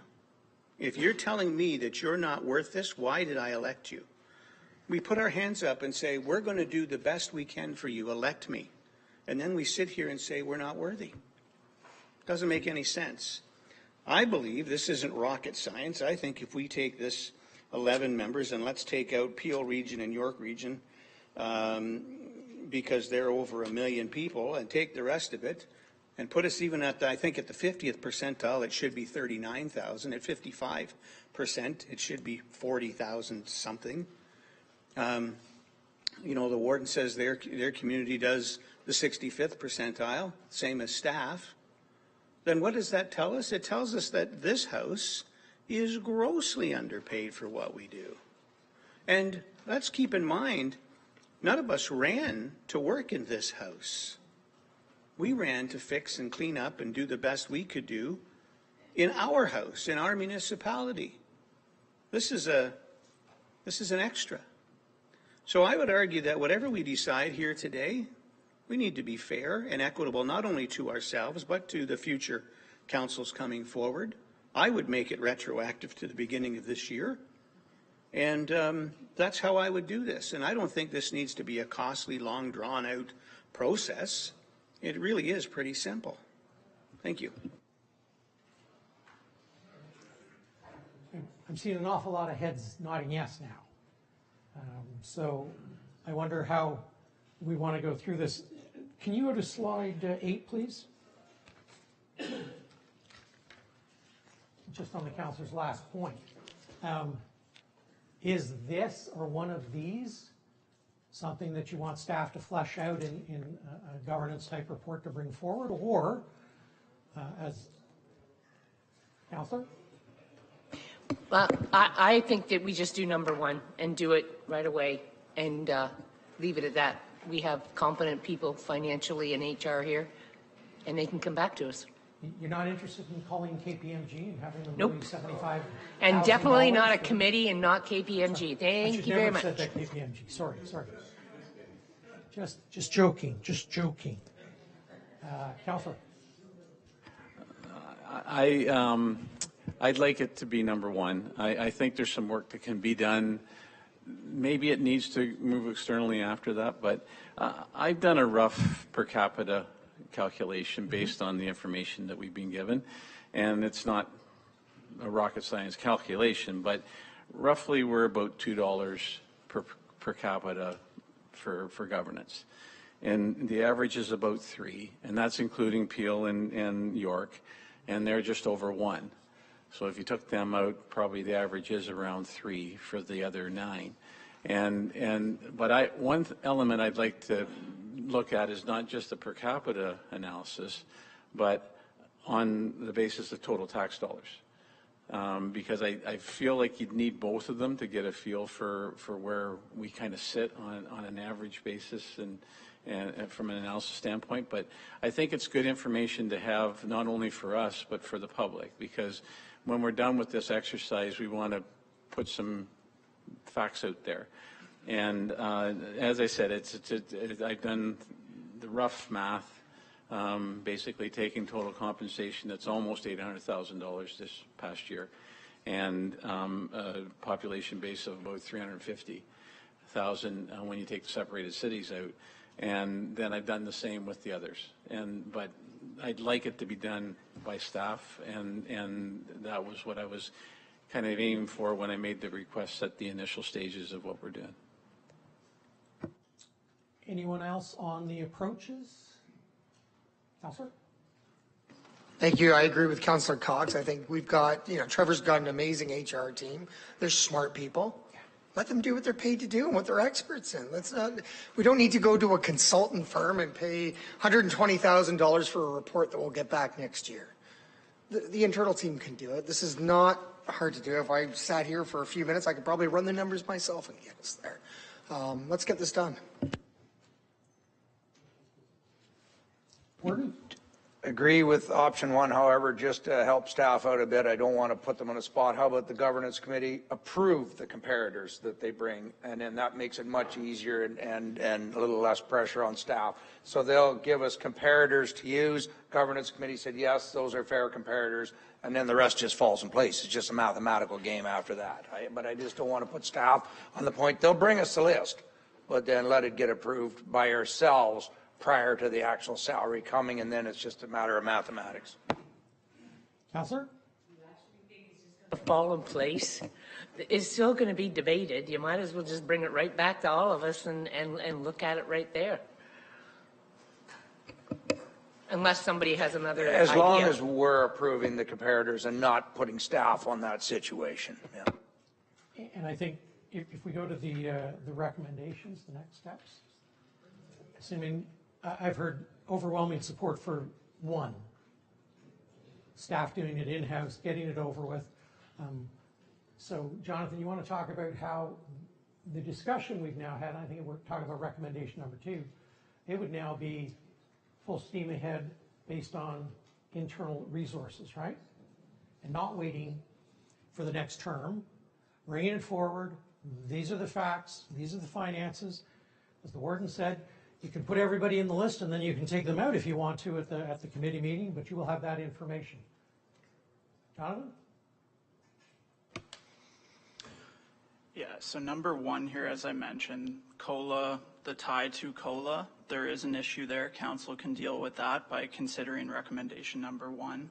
As you've alluded to, Rick, what is on the floor and part of the discussion here is about a more sort of in-depth review, and so that could certainly be brought to governance to seek direction on how that review goes about. I understand there's desire for staff to do it, to have it done internally, but to the warden's point about comparators and a few other factors, I think staff would appreciate the opportunity to go back to governance committee and just determine the parameters of what that review entails. And then the intention of any changes taking effect for the 2026 to 2030 council term. Again, that's the intention there was really to consider this allow the flexibility to consider this alongside the head of council and council composition piece that might change as well.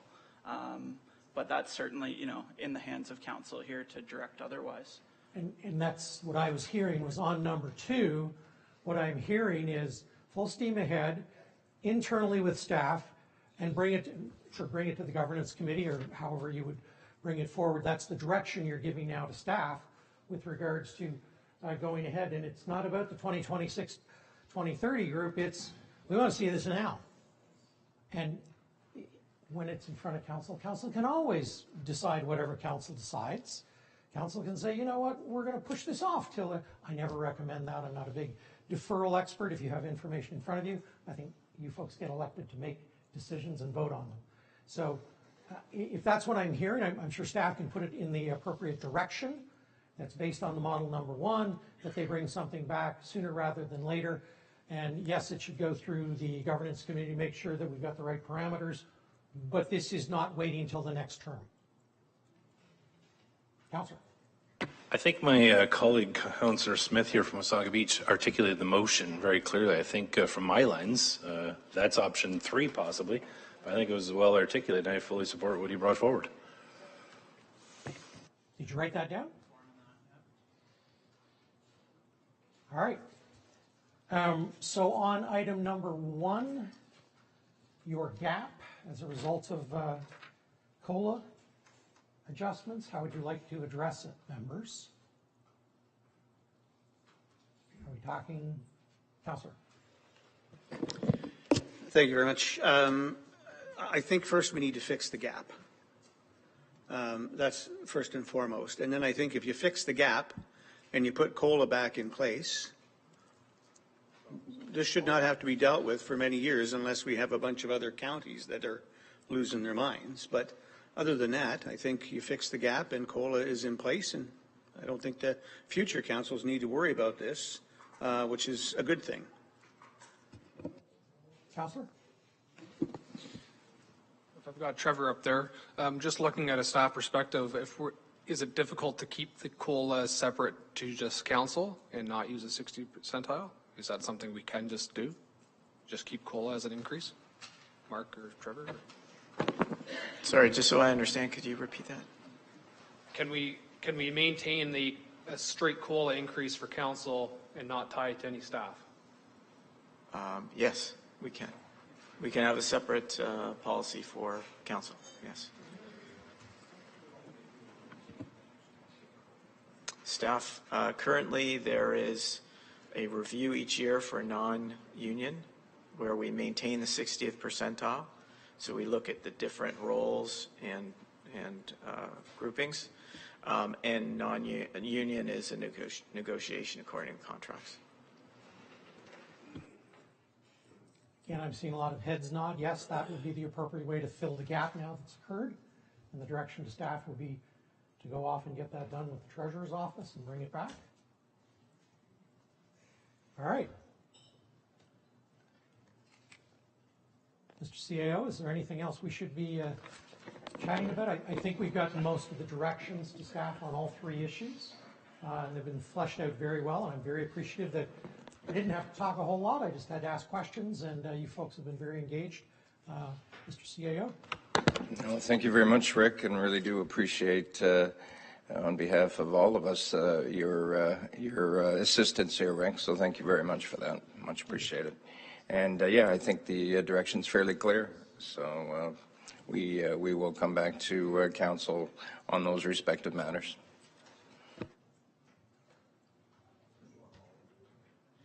Just going through this with my clerk, so I've got, let's just make sure we sum this up properly. The following component of the governance reform be referred to Governance Committee for further review and consideration, and that was the full-time dedicated head of council position. So can I have a mover and a seconder, and we'll do that. Councillor Fowler, second by Councillor, I thought it was Rawson. All in favor? That is carried. Keep in mind when you're doing the compensation, I'm not a full-time warden yet, so that the following component of governance reform be referred to the Governance Committee for further review and consideration. Options for council composition reflecting from 32 or a 16-member council, and that would be +1 if you're going with a full-time warden, correct? So there was discussion. There was discussion on both, and there's another one that the following. Well, the 17 I'll do is a separate one, I think. So can I have a mover and a seconder for the 16 and the 32? Councillor Fryer and Councillor Michael Smith. All in favor? That is carried. The next one is that the following component of governance reform be referred to the Governance Committee for further review and consideration, and that's the options for council composition reflecting a 17-member. So that would be the 16 plus 1. So if we're talking 16, then I guess with the full-time it would be 17. Is that how you're reading it? Just for governance to review and then try and narrow it down. Could I have a mover, Councillor Snell, second by Councillor Leduc? Any other comments? All in favor? That is carried. Oh, opposed? No, sorry, okay, one. We have 3 opposed. Perfect. All right. Yes. Again, it's going to governance for review, and then we'll try and shortlist something back to council. That the following component of the governance reform be referred to the Governance Committee for further review and consideration. Option for county council reflecting 21 member, and that's the county council upper tier ward system. Can I have a mover and a seconder for the 21? Councillor Leduc, second by Councillor McKellen. A little bit of heat on this one. All in favor of that option? 1, 2, 3. All opposed? That one is defeated. So let's shorten that up. Okay. That staff report back to Governance Committee regarding options to replace and discontinued yearly council COLA adjustments to remuneration for members of council. Explain that a bit, Jonathan. Sure. So again, this was sort of recommendation 1. There's another recommendation here to actually just come back with options for a more in-depth review, but this is just to replace the discontinued yearly council COLA adjustments so that when 2025 hits and there's nothing else in place, if there is or there isn't, there's an adjustment to the base salaries and per diem as it currently exists. Okay. So it'd be all encompassing with the with any changes with it. Well. And yeah, okay. So while I just do, and staff conduct a more in-depth review of council compensation and report back to the governance committee with options. So we'll do it all together as one motion and then look at the COLA at the same time. Moved by Councillor Fryer, second by Councillor Norris. Any questions on that one? All in favor? That is carried. So just give me a second here and confirmatory bylaw. First, I want to thank you, Rick, for keeping us on track and moving forward. Boy, we made really good time. All the 1 o'clockers were able to stick around. You're very efficient, sir.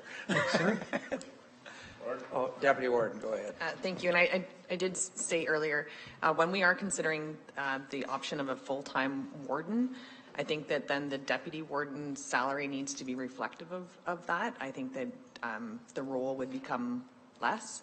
So I didn't know how to have that considered in part of that. Jonathan? Yeah, I think staff can certainly take that away. There's a few other components here around weighted vote, the term of the warden position, things like that, that will certainly come back to governance committee with those additional considerations as well. Thank you. All right. And the confirmatory bylaw that bill number 7082-24 be enacted as a bylaw of the County of Simcoe. I don't have Norcross. Moved by the Deputy Warden, second by Councillor McDonald. All in favor? That is carried. And lastly, that the June 18th, 2024 special meeting at County Council Governance Workshop be adjourned at 12:18. Moved by Councillor Burkett, second by Councillor Rawson. All in favor? That is carried. Thank you. Going to be a hot one tomorrow. If anybody's showing up, I'll forgive you. If you can make it to Beaton, you can lose the jackets and ties for tomorrow. Just a nice shirt, maybe something with a Simcoe County banner if you can make that work. Thank you.